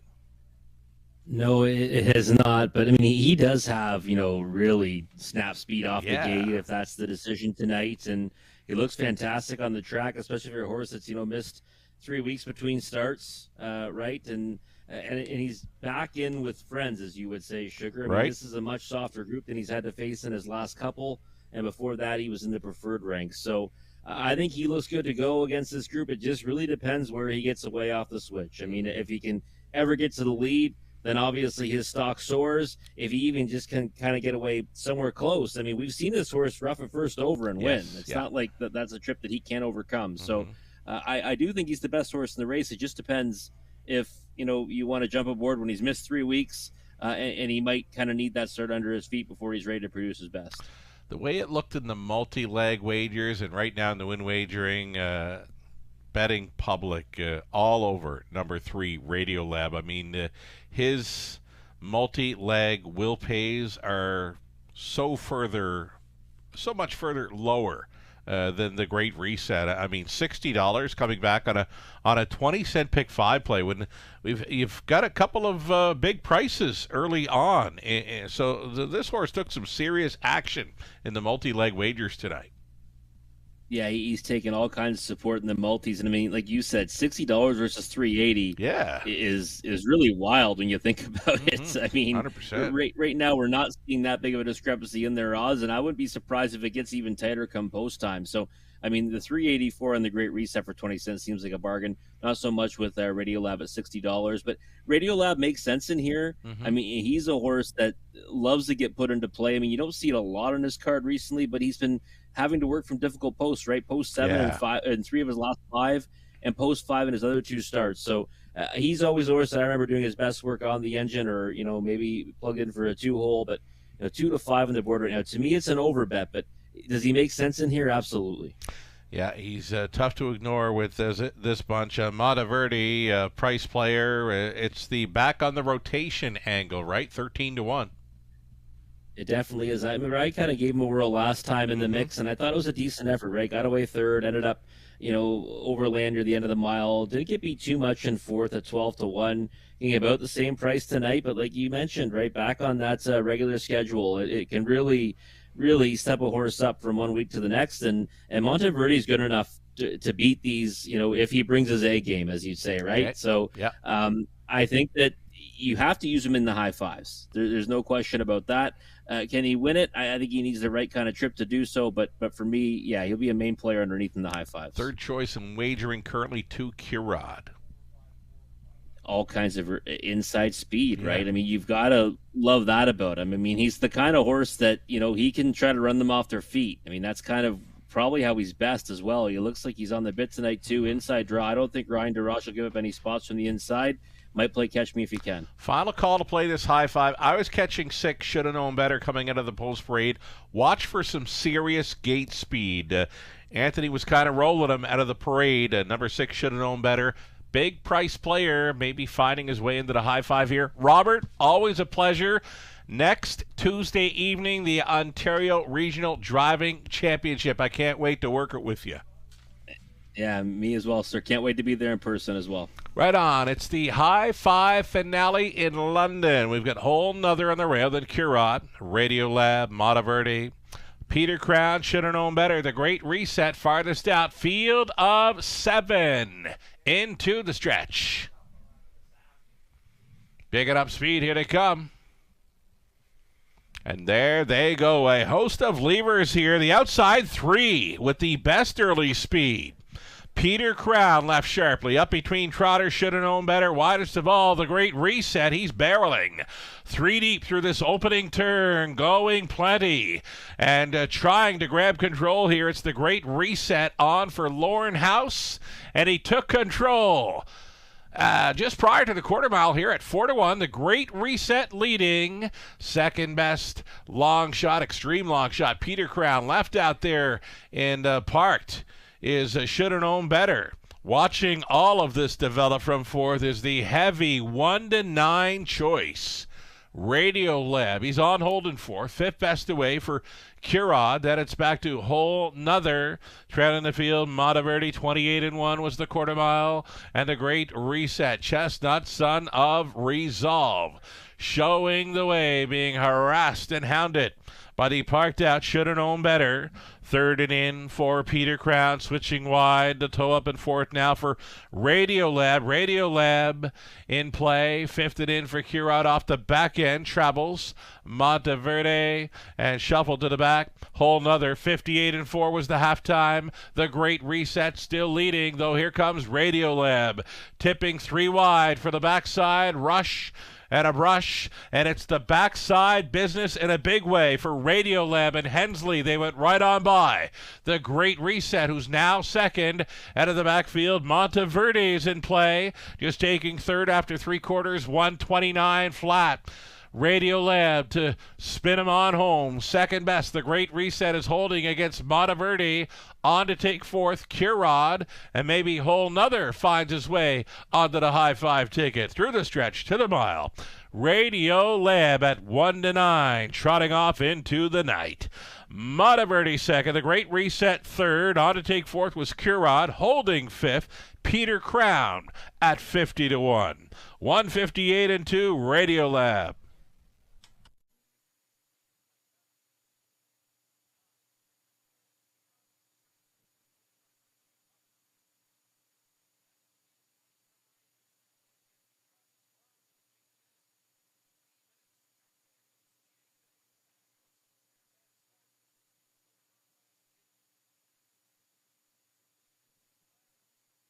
So number 3, Radiolab hits victory lane tonight, winning over the 4, Monteverde. 7, the Great Reset 3rd. The 2, Curod 4th. And 5, Peter Crown at 50-1 rounds out the high five. 3, 4, 7, 2, and 5 winning high five combination.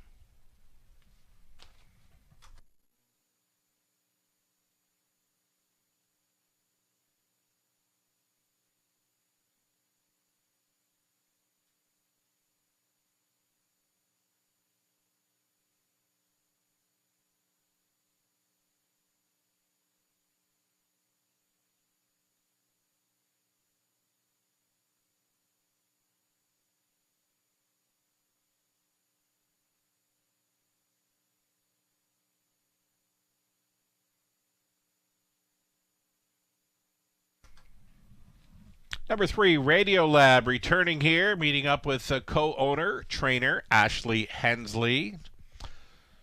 Also co-owned and driven to win by Ed Hensley, black gelded son of Crazed. 5 years out of Warweejade by Angus Hall. bred in New York, now an 11-time winner. His second victory of 2024 from Off the Pace tonight. 158-2. Radio Lab, a much the best winner here in the finale. Congratulations. He pays $220 on the nose. Exactor. We'll come back to it. Daily double, $330. Pick 3, 20 center. Just shy of $1. The dollar pick 4, 56 even. The pick 5, 20 center, 60, 71. The Exactor returning $870. Dollar try, $11.45. The high 5, 20 center, 27, 44. The official rundown for race 11. Hole another 6. Curod fourth. Radio Lab the winner. Monteverde second. Peter Crown stayed for 5th. Should have known better 7th. A Great Reset 3rd. The 8 was scratch. Fractions of 28-1, 58-4, 129. A mile of 158-2. It was Radio Lab.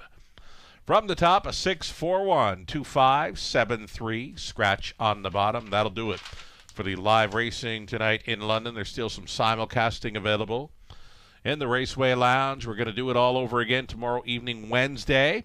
5:50 start time. Your free program awaits you on our website, theracewaywfd.com. For the Eye on London, Scott Sugar Doyle, have yourself a great night.